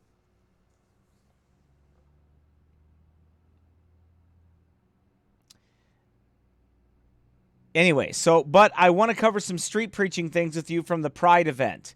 I'm going to put that video up here, and I'm going to walk you through that video. I'm going to show you the knife attack that took place when the girl came up and attacked us with the knife. I want to show you just some things about preaching and all that good stuff. So I'll do that on Current Affairs Friday. I'll add that to the broadcast, all right? We'll see how that goes. Let's see here. Some other good ones. Okay. You wonder what Pastor Cooley thinks about movies and everything else. Hollywood Satanic Roots Reloaded here. This is part 1 and 2 of Hollywood Satanic Roots. You should watch that. That'll be a good one. All right. This one is funny. That was me dealing with the Steele County Sheriff when he got mad at me and he short-circuited and went kind of crazy. Anyway, Exploring the Pre-Flood World, another good one to listen to if you're interested in things like that. By the way, this one right here, Signs of Manipulation, Witchcraft at Work, that's a good sermon too. Good sermon. I am going on a Baptist history tour. I will be leaving this Saturday morning with some men from the church and my son, and we'll be taking off and we'll be gone for a week. And then I'll be preaching. Oh, if you want to catch me preaching Sunday morning, I will be at Pastor Mike's at Bethel, at Pastor Hoggard's church there at Bethel. And I will be preaching the Sunday school and the Sunday morning service. So, if you'd like, you can catch me there. I'll be preaching there. Sunday morning, this Sunday morning. You can catch me live there on Pastor Mike's YouTube page. So don't forget to go there. Let's see. Anything else? Signs of Manipulation, Witchcraft at Work. Another good one you ought to check out. Disney, The Magic Kingdom or the Kingdom of God. Another good one you ought to check out. And let's see.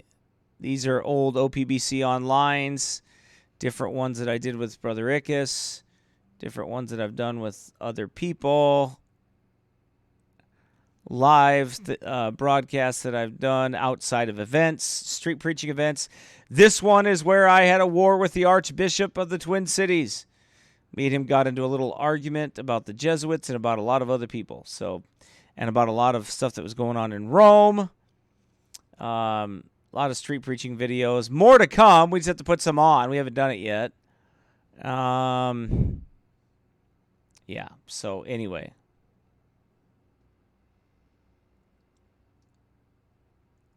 Lots of good stuff.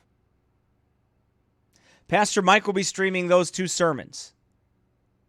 So, Pastor Mike will be streaming those. You can catch those on his channel. Lots of good ones there. Well, I'll be at Bethel, but Pastor Mike will be on vacation.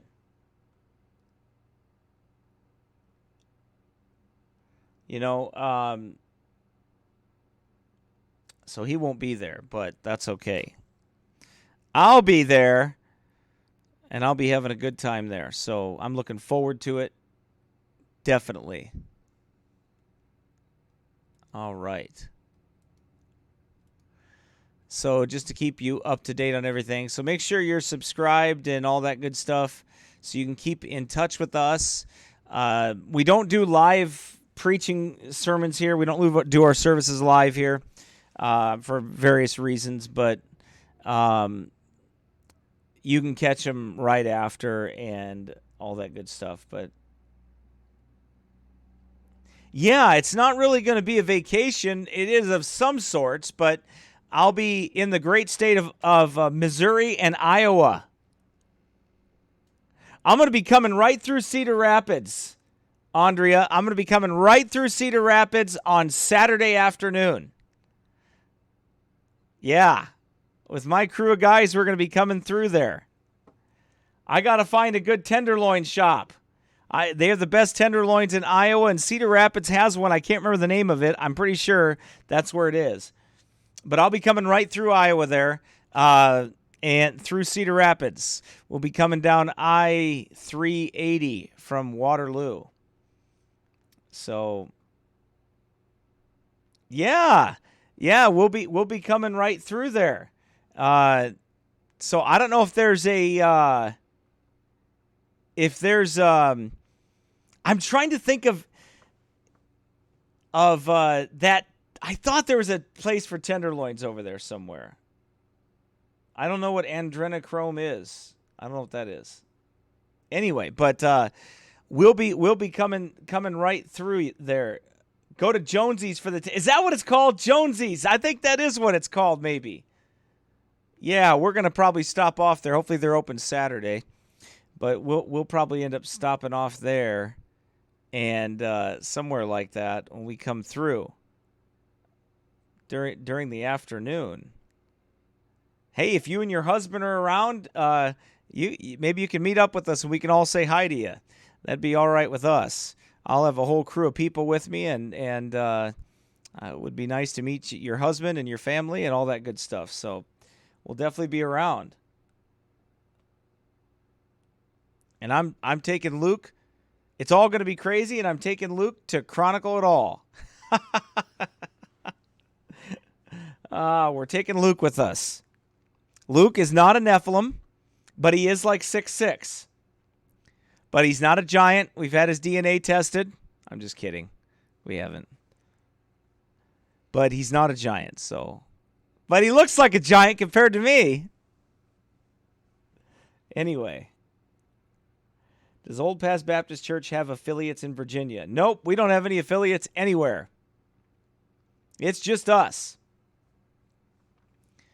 Just us. All right. Let's see. Where do I want to go now? We're going to go to South America. Wherever that went.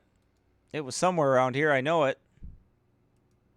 Am I giving you a headache yet? Running through all these things? Ooh, that's where we'll go. Right there.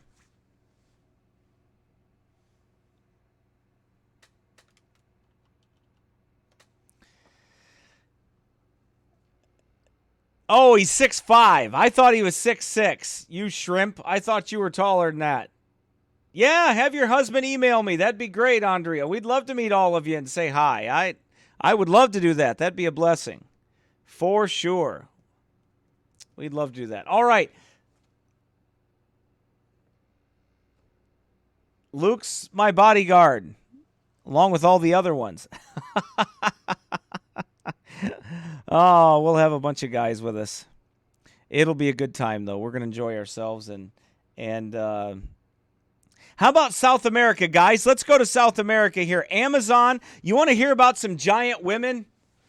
I don't necessarily want to hear about some giant women, but honestly, it's in history. There's some giant women, they say. Now, we don't see any in the Bible, but the Bible rarely talks about the genealogies of women. It doesn't really, women are not the main focus because the seed is passed on through the man, and that's what's talked about. Okay?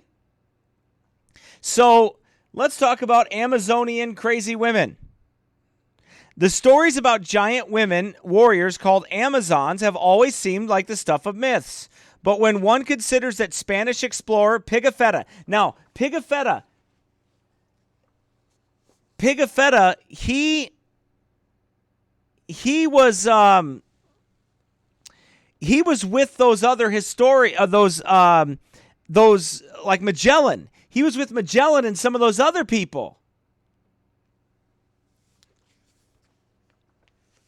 And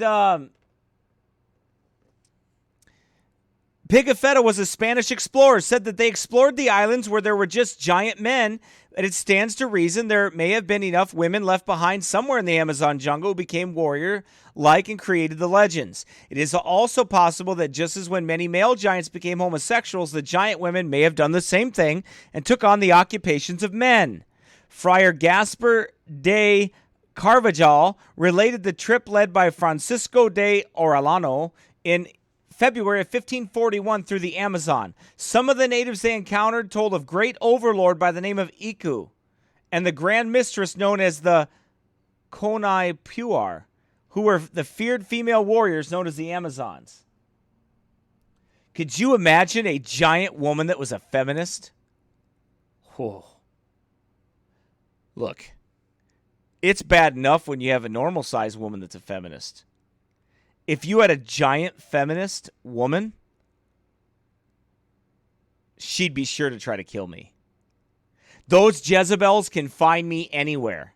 They can find me anywhere, and they don't like me.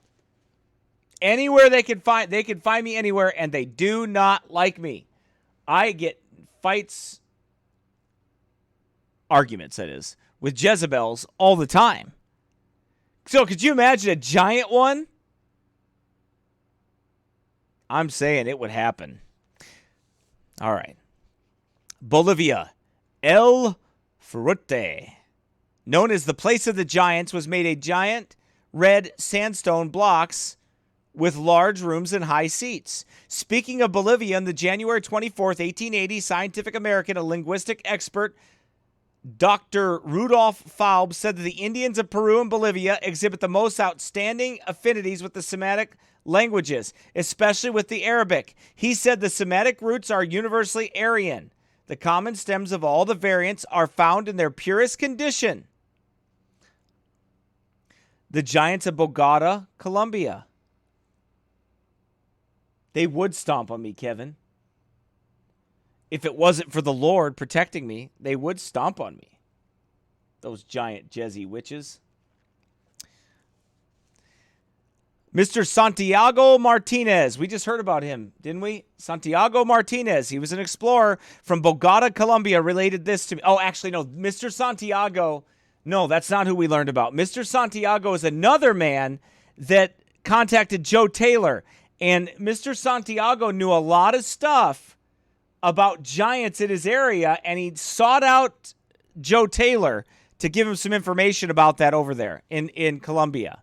He said this: I found the gigantic head of Paco Votan, depicted over many acres of grounds 2 hours drive outside the city of Bogota, where I live.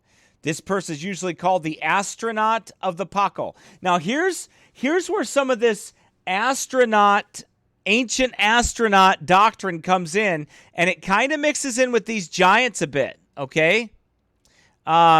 This is supposedly where Paca, what's that dude's name again? Can't even speak English, and I got to speak this. Paco Votan. Paco Votan. All right, let's zoom in on this a little bit, shall we? There we go. This is where he was supposed to be buried. Under a stone weighing 13 tons. This person is usually called the astronaut of Paco, whose tomb was found inside the Temple of the Inscriptions in Mexico. Under a stone weighing 13 tons, 26,000 pounds.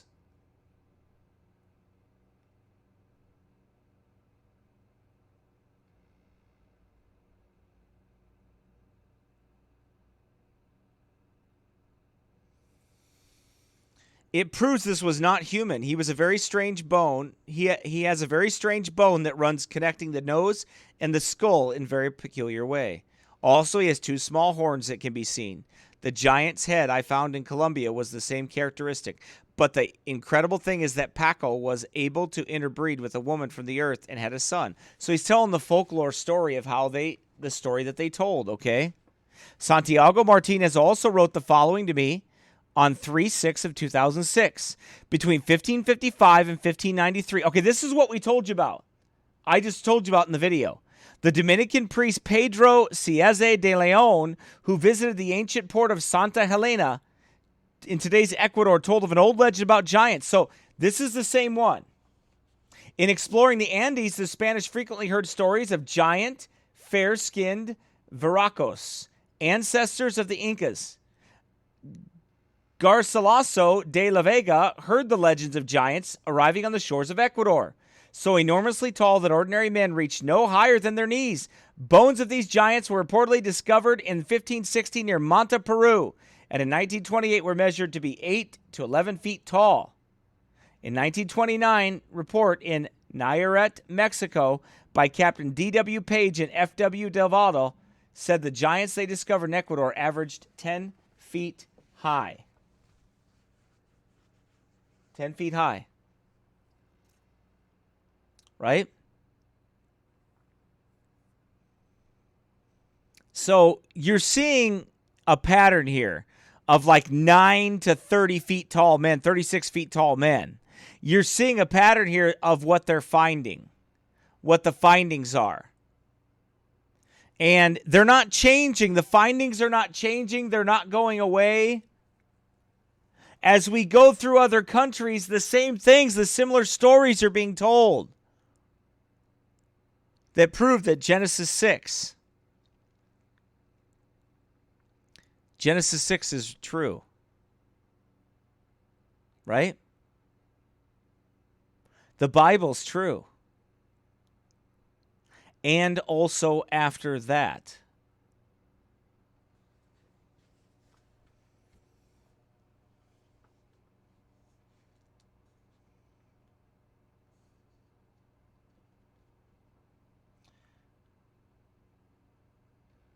You gonna teach me how to say Spanish? No, you don't need. I can't even learn English. It's bad enough English. Anyway, maybe you can teach me how to pronounce these words. That's all right. Mexican giant man found by students in 2005 while displaying the skull of the world's largest four-tusked mastodon in the Hilton Hotel in San Antonio, Texas. A woman from Mexico told me in broken English about a pterodactyl. that tried to grab the little sister of a friend of hers. He said, got your interest?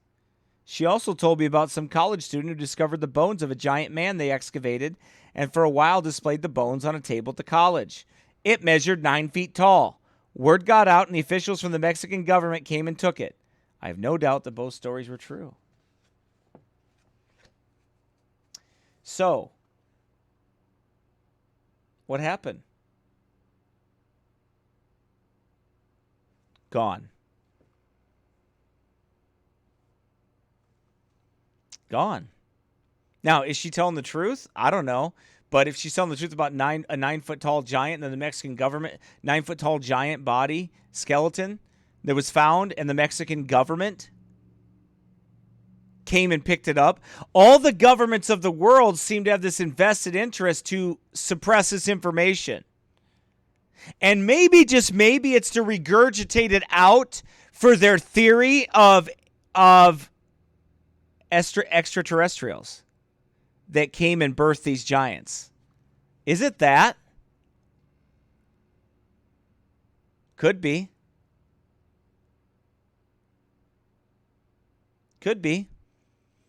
Kind of makes you wonder, doesn't it? Because all the Vatican already believes in all that stuff. The Vatican believes in UFOs and all those things. The Vatican follows all those things. The Vatican promotes that stuff. So who else does? The governments of the world are starting to release information. Go watch Pastor Mike's videos.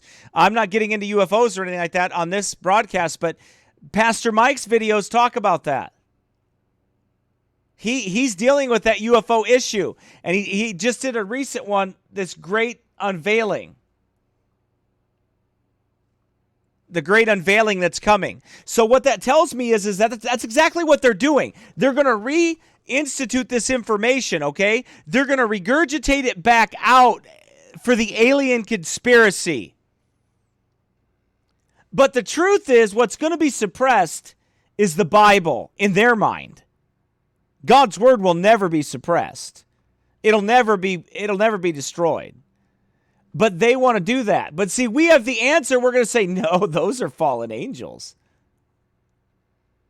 And all these preachers out there that don't like that theory, that want to stop that, no, they're going to see some things that are going to make their heads go, whoa.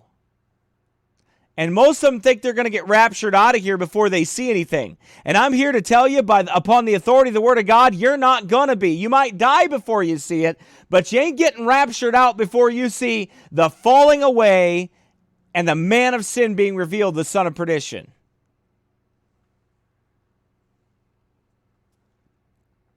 By the way, my wife pointed out something that I thought was kind of interesting too. Most of the pyramids have that capstone. These don't have that top capstone, do they?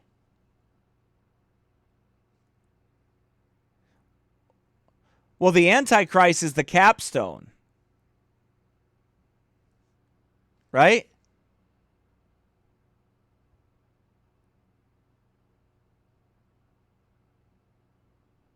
Right?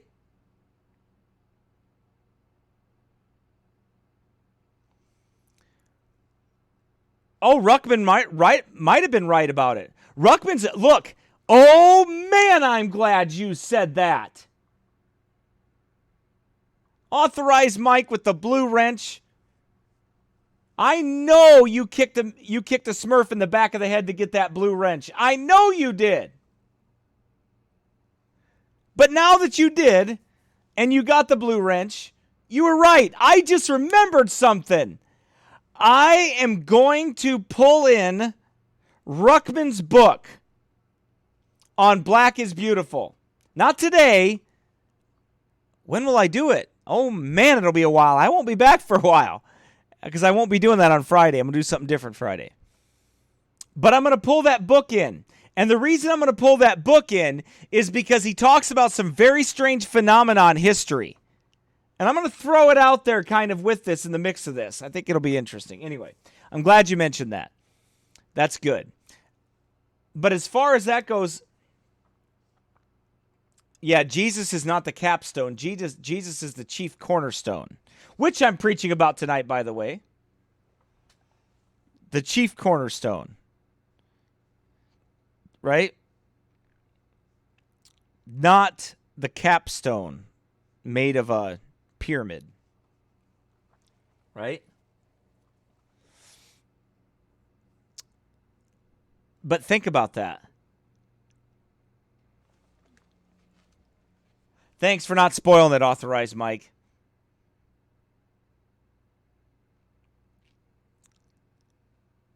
Okay. So he found they were 10 feet high. The Mexican giant was found 9 feet. Cortez in the 1500s heard stories of giants in Mexico. As late as the 16th century, Fray Diego Duran was told of giants roaming the countryside until the coming of the Aztecs, who drove the giants over cliffs and killed them.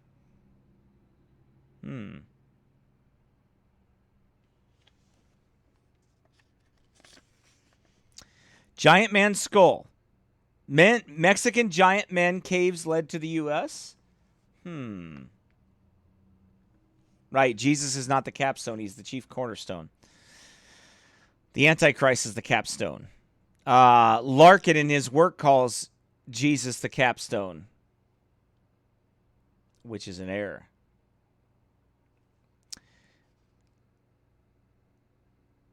I get lots of phone calls, says Joe Taylor, so many that it's a wonder that I ever get any work done. But that's how one finds out things. One such call lasted for over an hour. The fellow whom I never met told me in rapid fire about giant cities in Mexico. As furiously as he talked, I tried to take notes. He has been able to penetrate an area controlled by the drug cartel and discovered cities that were made for men of giant proportions. They look like they had been inhabited recently, he said. His description of giant granite sarcophagi, I don't know if I said that right, but whatever, or caskets that come of the giants were buried in it was jaw-dropping. They were 12 feet long and 5 feet wide and made of green granite, of which the polished surface was so smooth that it looked like water. If memory serves me correctly, this man went on to tell me that it was believed that these giants had created tunnels that went underground from Mexico to the U.S. Furthermore, he said some people were convinced that they were still using them.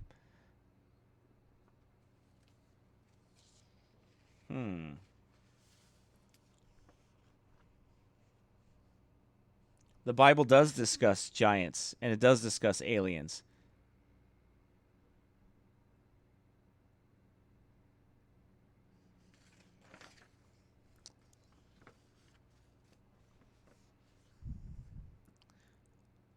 How big were the Patagonian giants? Reading Pigafetta's account, remember, he's that historian that was with Magellan in the 1520s of meeting Patagonian giants 10 to 12 feet tall. Is exciting. He describes them clearly. But then other explorers for the next 200 years wrote that they saw no giants. Then some said they were all 6 feet, and others said they saw giants on horses. Finally, in 1764, Commodore Byron established for all that indeed there were giant Patagonians, and it was finally realized that apparently the giants lived inland and were not always to be seen on the shores of Magellan Strait. This is true of many things. Just because some guy with a PhD hasn't seen something doesn't mean it doesn't exist. Yep. The Patagonian giants in caves. At a fossil showroom in Tucson, Arizona, about 1998, in visiting with a woman, she mentioned that her boyfriend had just returned from Patagonia, where he encountered some locals who told him they had found the skeletons of men 12 feet tall in a cave, and they were afraid of them. One of the Spanish conquistadors reported seeing the skulls of men so large that one could thrust a Spanish sword through the eye socket of these giants. These giant skulls. That's a man at least 15 feet tall. The Patagonian Bigfoots also. He says this. Now this is in 1519. Somewhere in Patagonia along the South American coast at about 34 1/3 degrees in 1519, Caballero Antonio Pigafetta sailed with Magellan and encountered giant cannibalistic men and women.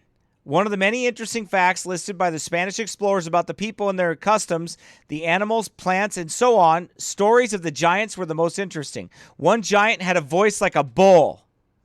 They were afraid of the small Spaniards and could outrun them, covering more ground with one step than the Spaniard in a bound. Their feet were so large that the Spaniards called them Patagones, or big feet.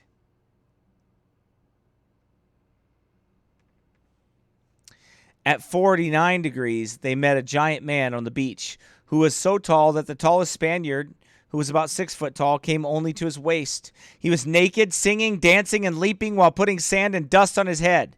When invited to meet the Spanish captain, he became afraid, raising his finger on high, apparently believing they came from heaven. This giant was well built, had a large face painted red with yellow paint around his eyes, with 2 hearts painted on his cheeks. What little hair he had was painted white. He wore a well-sewn cape and shoes of the llama-like guanaco. The women, whose faces were also painted, were tall, but not as tall as their men, and followed them carrying all their goods, being naked except for a small skin about their mid-private section. The Spaniards were astonished at the women's breasts, which were as long as an arm, they said. I'm not going to go into it any further with that, but that's what they said. So, anyway, the giants were brown in color and clipped their hair short in tonsure like Catholic monks, they said. When hunting, the men hung their stone-tipped arrows from a cotton cord round their heads and wrapped their male membrum because of the intense cold. They lived in tents of skin, which they carried wherever they went, eating raw meat and some sort of sweet root. 2 of the giant men came on board the Spanish ship. Now, they said that 2 of these giants came on board the Spanish ship, and what happened, they tried to kidnap them and take them back, but they died on the ship. Both of them did. The 2 giants. They enticed them with jewels and gold and all this stuff to get them on the ship. And once they did, they say reportedly that they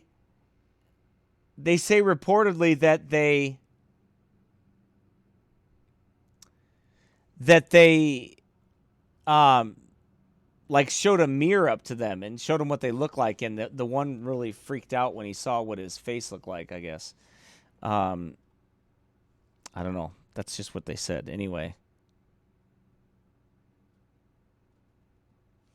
Now, some of these giants may not have been like, descendants of fallen angels. Obviously, this is 1,500 years later, so they wouldn't be. Or we don't think they are anyway. We don't know where they went. Some of those giants could have left Canaan or wherever and left and took off. We don't know. I don't know if they did or they didn't. We don't know exactly 100%. But it says here that, there could be 7 to 8 feet tall men. Obviously, they don't have to be evil. It just appears that most of these were evil wherever they were. So it is interesting, to say the least. White Amazonian giants. De Orellano traded for food and meat of all kinds along the river, presumably to the Amazon. And on the lower Napo, they were invited to meet 4 giant white men with hair down to their waist, adorned with gold and beautifully dressed. The men were 6 or 8 inches taller than the tallest Spaniard, making them probably close to 7 feet tall.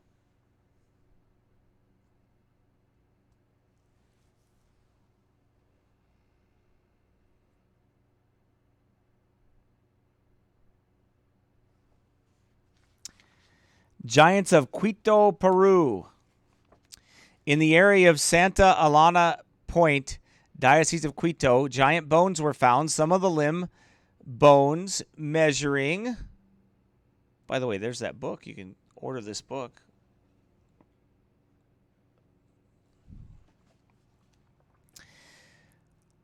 All right, where was I? Giant bones, some of the limb bones measuring 4 spans in length, or about 36 inches. If these were femurs, the men would have been 10 to 12 feet tall. Giant bones were found in the provinces of Truilla and Tucamun. In the province of Taraya, the body of a whole giant man was found washing out the creek bank. His skull was so large that a Spaniard thrust his sword into the eye socket. We just heard about that, didn't we? By Santa Cruz de Sierra. The governor, Lorenzo Suarez de Figueroa, thrust his sword into one of the giants. We talked about that one already. A Peruvian giant, a huge man's mummified head is displayed with a golden headdress, almost 4 feet high in length, in a museum in Peru. A normal Incan man, as we know them, would be about half the size of this Incan king. This man was upwards of 10 feet tall, right? 10 feet tall. Some extraordinary people built fantastic ruins in Peru. You know, we're going to talk about the ruins in Peru. In a private museum in Peru, the headdress, clothes, and other artifacts of two very large mummified men, 9 or 10 feet tall, are on display. Many tribes related to the early Spanish explorers that a race of giants was there before them.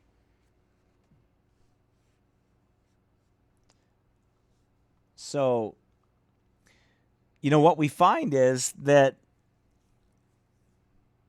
over and over again, it's like this race of giants. And the Bible talked about them, obviously. But we're seeing more and more. We see a lot of them all over the world. We're starting to see more of them all over the world, which is pretty fascinating when you think about it. What did they build? I mean, we're going to talk about those builders sometime. Giant, the megalith builders and all those things, and just what they found in some of those and all that stuff. We're going to get to that. How about a Filipino one-eyed giant? On Sunday, February 24, 2002, Perseus Ecaminata published information on the one-eyed giants found in the limestone caves of Bohol, Bukidnon, and Agusan.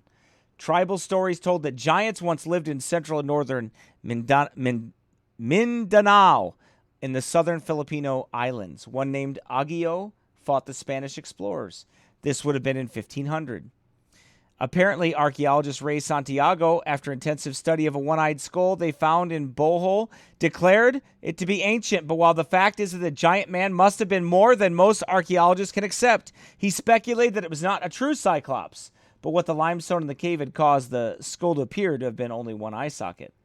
Well, I didn't see it, says Joe Taylor, but come on. What about all the other one-eyed skulls referred to? Besides, limestone preserves bone really well. Furthermore, the tribal folklore insists that there was not one, but two ancient races of giants. The Capri were considered the evil ones, and the one-eyed ones, the heroes. This is just the opposite of the giant Cyclops, who allegedly built the Tower of Babel.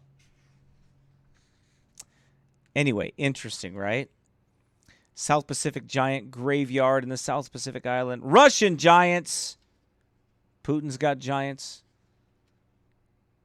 Anyway, not too many there. Giant casket on Russian Diomede Island in Georgia in the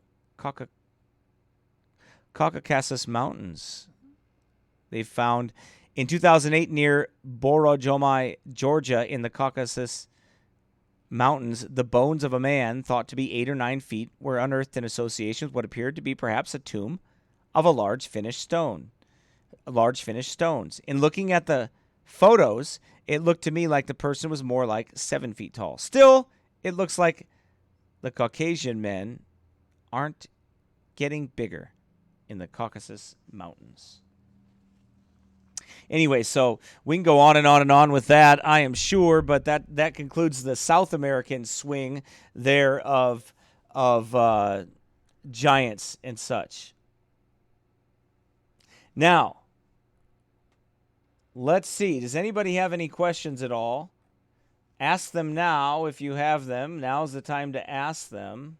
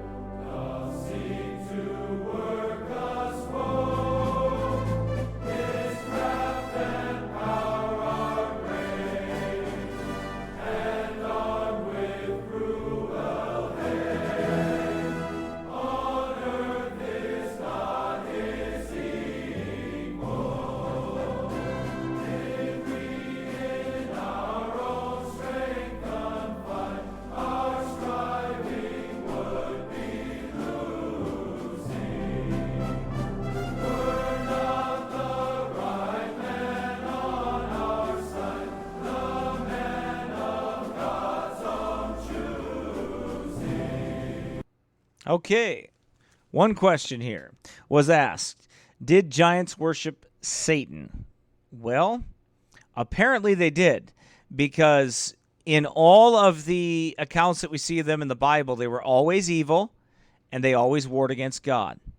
So in those accounts of those giants, we have to say yes, they all hated God.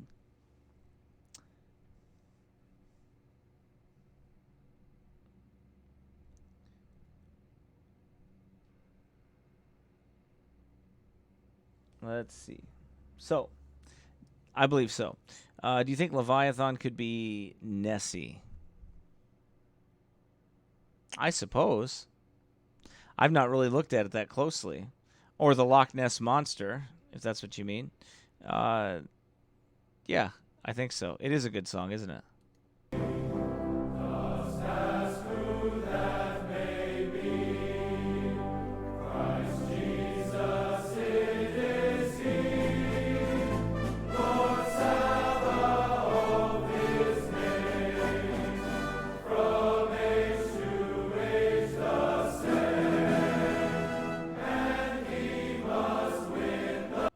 All right. Somebody asked how to convince an atheist God is true. Well, the Holy Spirit has to convince the atheist, not us.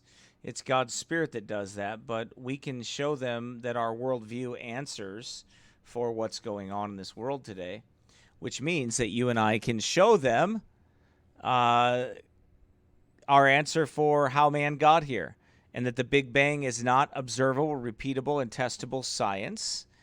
And we start to show them those things. That whether they want to admit it or not, the atheist has to borrow from the Christian worldview to even make sense of any view.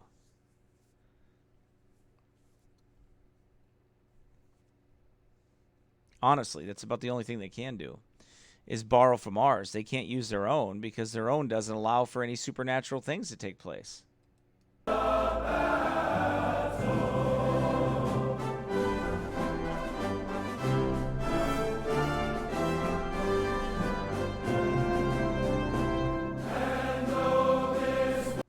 Somebody asked, could the Neanderthals be human-animal hybrids? Well, that's a good question. I don't think so. I think they're probably more giants, possibly. There's nothing that says that they're not human. If they're big ones, if they found big bodies and all that of 8 foot tall and that kind of thing. There's nothing that they have found with Neanderthals so far, anything that I've seen as far as evidence goes, there's nothing that says or that points to the fact that they're not completely human. Nothing. So I really don't think so.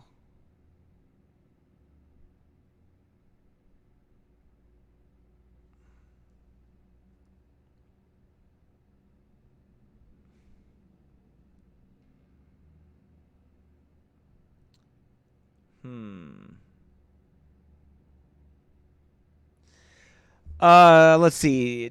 Tara Marie asks, how did the giants come after the flood? Well, all that we can go by is what Genesis 6 tells us. Okay? And when we look at Genesis chapter 6,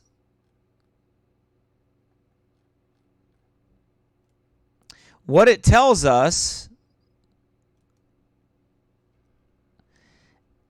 it says that the sons of God saw that the daughters of men, that they were fair, and they took them wives of all which they chose. And the Lord said, my spirit shall not always strive with man, for that he is flesh, yet his days shall be 120 years old. 120 years, excuse me. There were giants in the earth in those days.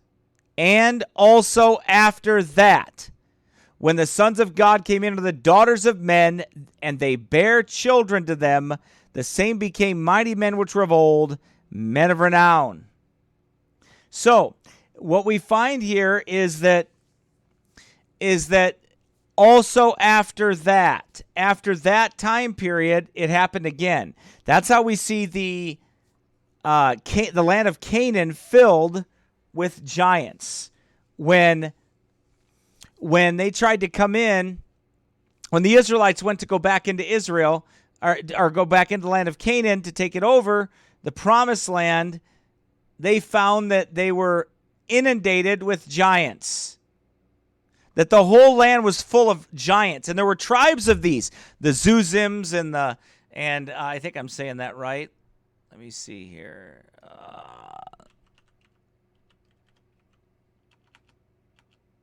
Yeah, let me see here. Maybe that's the right way to spell it. Let's see. Yes, it is. Well, that's interesting. Smote the Raphaims in Ashtaroth, Carnium, and the Zuzims in Ham. These are giants. Okay?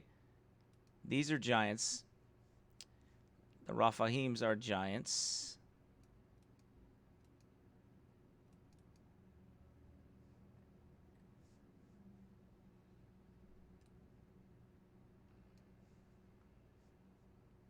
Okay, so these are giants that I believe these are giants here, and these are giants here, and let's go to like all of them here. Let's see. That would be in Samuel, where David. No, is that Samuel? Let's see.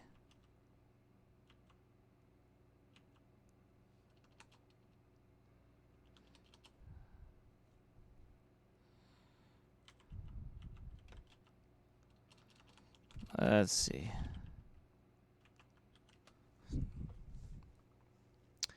Might be here. Let's see. I think it's here, maybe. There was children of the giant. They were subdued. These were war against the Philistines. This is a different group of giants. Okay. They were also born of the giant. And yet again, there was a war at Gath. There was a man of great stature whose fingers and toes were 4 and 26 on each hand. 4 and 20, 6 on each hand and 6 on each foot. He also was the son of the giant. But when he defied Israel, Jonathan the son of Shimei, David's brother, slew him.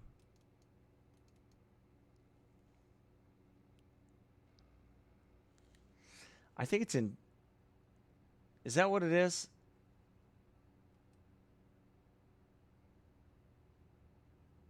Yeah, let me... I couldn't think of how to spell that. See.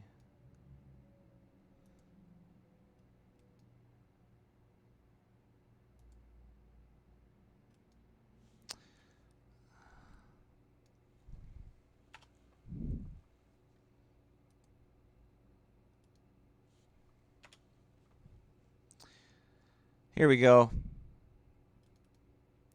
Deuteronomy 2:20. That also they counted the land of giants. Giants dwelt there in old time, and the Ammonites called them Zamzumims. A people great and tall as the Anakims. So here you have these different tribes of giants. You have the Zamzumims. You have the Anakims, which the Lord destroyed before them. And you have the sons of Anak, right? That's the Anakims, the sons of Anak, right?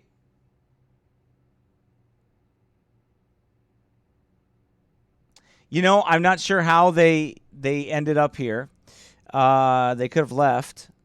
Okay, they could have left and taken off from some of those lands and taken off. I don't know. I don't know exactly. You know, some of it's a mystery. We don't have the connection there to that, to understand that. So God gave those living at the time 120 years to trust him. Then after the whole earth, including the giants, were all destroyed, except 8 on the ark. The fallen angels again took wives. It appears so. I don't know. That's the best that I can. Okay, you want my theory? Let me give you my theory. Are you ready for it? All right, I got to charge extra for this theory, okay? I just got to know if you're ready for it, because I want to charge extra for the theory. All right, here's my theory. Look at this. And the name of Hebron was Kirjath Arba, which Arba was a great man among the Anakims. All right. I believe Arba is a fallen angel. That's what I believe about Arba. Right? Look at this. And unto Caleb the son of Jephunneh he gave part among the children of Judah, according to the commandment of the Lord, to Joshua, even the city of Arba, the father of Anak. Anak is called a giant, but Arba is not called a giant. And it just may be that this dude right here populated the land and filled it with giants. That's my theory.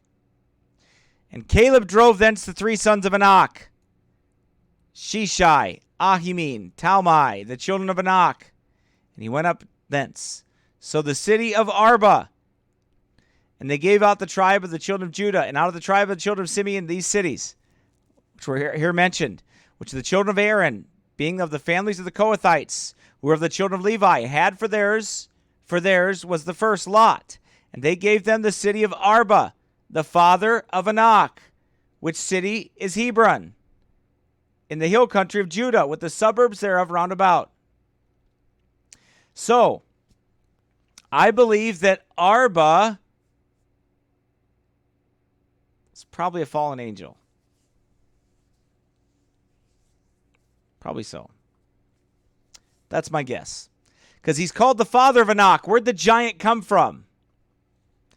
They never call Arba a giant. Right?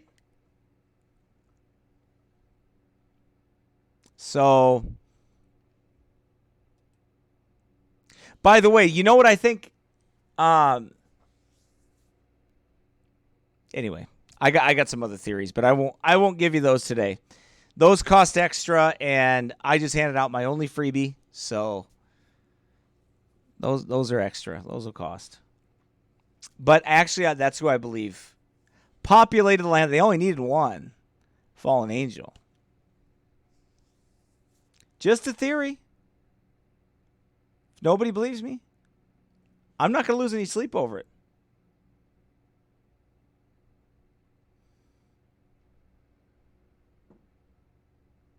That's right, they never should have left their first estate. And they did leave their first estate, and that's why they're able to do so many things that they do. Yep. I don't believe it was all of them. I think it was a few of them. And I also think that they can't do it now, yet. But I don't know. Because I have an idea about this. Should I show you my idea? All right, let me show you my idea. And I didn't originally come up with this. It was from talking to David Ickes. Me and him studied this out. And he had some information from before, and I looked at it, and I was like, huh. And so I didn't come up with this like myself. David Ickes actually helped me with this. We both kind of discussed this years ago, probably 7 years ago. And we kind of came up with this. But I got a theory here, too, that might fit this. Saying the sixth angel which had the trumpet, loosed the four angels which are bound in the river Euphrates. Okay, so we know about the water, right?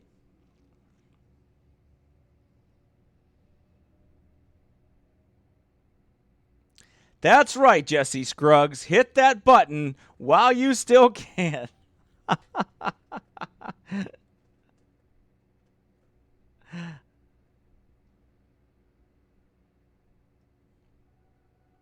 Yeah, I don't think all of them have fell yet.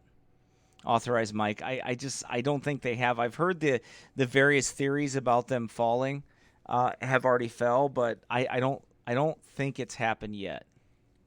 And I actually still am not fully persuaded that Satan is completely kicked out of heaven yet either.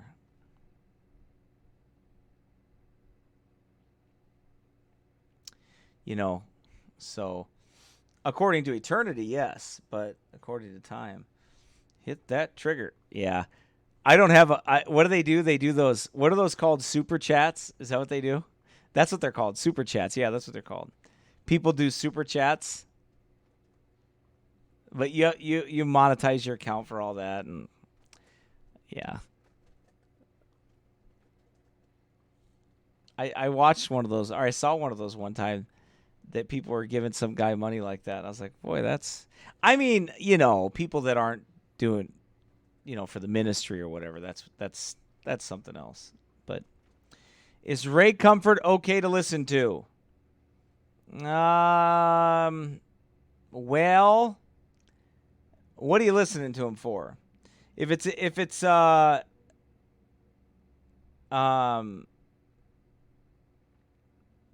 if you're listening to him for like technique on evangelism, he's not bad. He's very ecumenical, and he's mixed in with TBN and a bunch of other places. So I'd be careful about it for sure. I would be. But some of his evangelistic tools are very good. Some of the interviews that he does, the man on the street interviews and things like that. Yeah, remember to hit the thumbs up button. We need to get to 70. Could you please do that for me and share this? That's it, Mike. I'm streaming Fox News right now. I'm hitting the button. Carl asks, will you do something with Pastor Ickes soon again, either carry on the Catholic teaching or more in the Genesis 6? Well, I don't know. Pastor Ickes is a real busy guy. He works a lot of heavy hours and everything, and we'll see. We'll see. We'll see. Definitely not opposed to doing it, for sure, but just don't know if he's going to be able to do it. I follow Michael Rood. Well, Michael Rood is a Hebrew Rooter Tutors, isn't he? So just be careful. What am I being careful of? Yeah, I would be careful. Oh, I'm sorry. I would be careful about Ray Comfort, yeah. I mean, but, you can learn some things from him. He's got some good evangelistic things. But, I'd be careful with your doctrine. With his doctrine is a little more ecumenical. Yep. Okay. Anyway. We're about done here today. I'm about ready to get off here.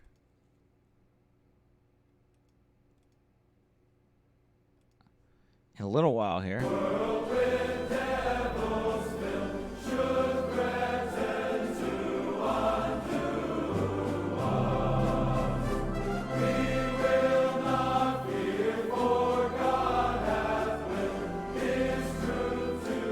Somebody asked what I think about Gene Kim. Gene Kim is the hyper-dispensational Ruckmanite that believes in multiple gospels and all that stuff. I'm sure there's probably some things you can learn. I know he's smarter than me. But I would be careful about that doctrine if, I'd be careful about that.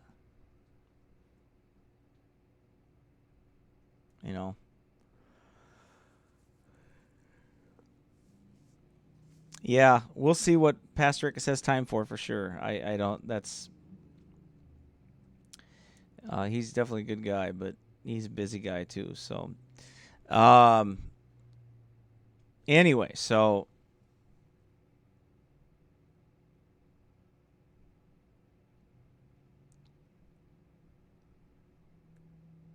he believes in, yeah, I mean, he's a Ruckmanite. I'm pretty sure he believes in multiple gospels. Yeah. Most hyper Ds do.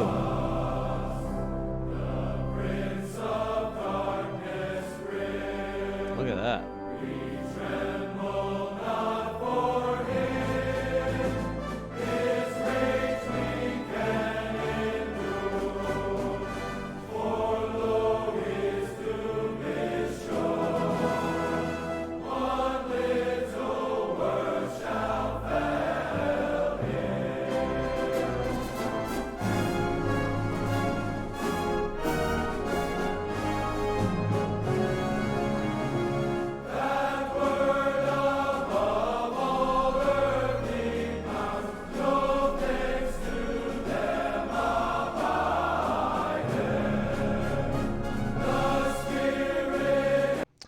Somebody asked me the question, what are your thoughts on women choir directors? Well, personally, I don't have women lead anything in the church at all. That's how we conduct things here. There's some people that believe that's okay with choir and music and things like that, that there's no prohibition in it or anything like that in the scriptures. I personally don't practice that. But to me, it's no different than, a lot of churches wouldn't have a female choir leader, but they would have special music. So for Old Paths Baptist Church, our view on that is that we don't do either. We don't do special music in the church house, and we don't have women do any special music, or men, for matter of fact. In that case, we do congregational hymns, but we don't do any of that. So that's our consistent stand. But is women staying at home a Jewish law? No, it's not. Paul said that let's look at that. Let me show you. I like having this now up here. This is great. Whoops. It'd be even better if it was a Mac keyboard. Oh my goodness, it's driving me nuts. I'm definitely getting a different keyboard. Look at here. Titus chapter 2, verse number 5. Actually, that they may teach the younger women to be sober, to love their husbands, to love their children, to be discreet, chaste, keepers at home, good, obedient to their own husbands, that the word of God be not blasphemed.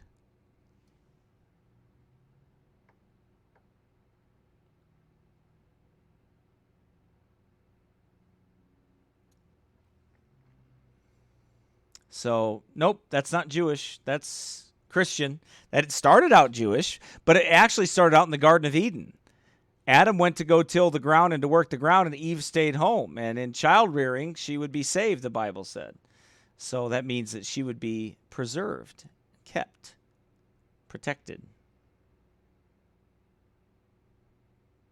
Good, because I have one over here for this Mac that's over here, and I'm pulling it in, and I'm using it, because that drives me nuts. I can't stand that one. Anyway. All right. Well, look, I've been on here long enough. I'm going to get off here. I've been on here 2 hours and 28 minutes. That's long enough. Past 2 hours, I get paid overtime, so we're in trouble. I got to get off here.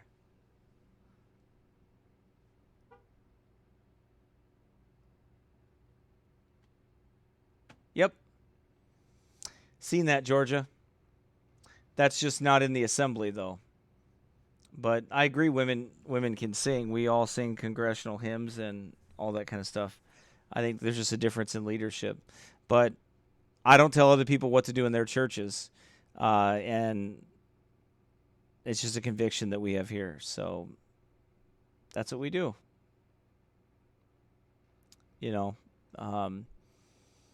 But again, I don't go tell people what they need to do in their church. So obviously preaching is a different story, but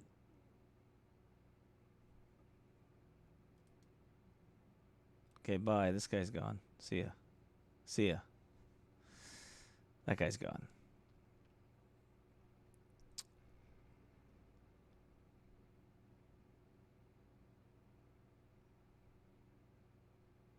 Yep.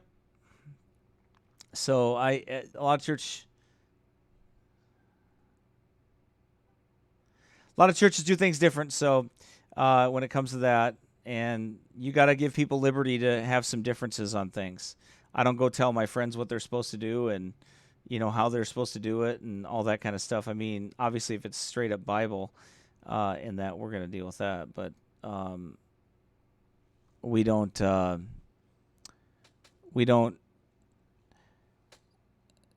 do that with everyone. This we believe. We follow what we believe to be the Word of God and what God has called us to do. So anyway, all right. But Hollywood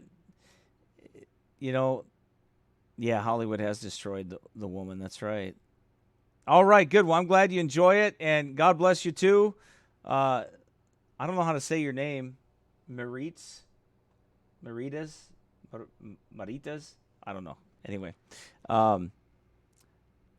pick up my cross for him.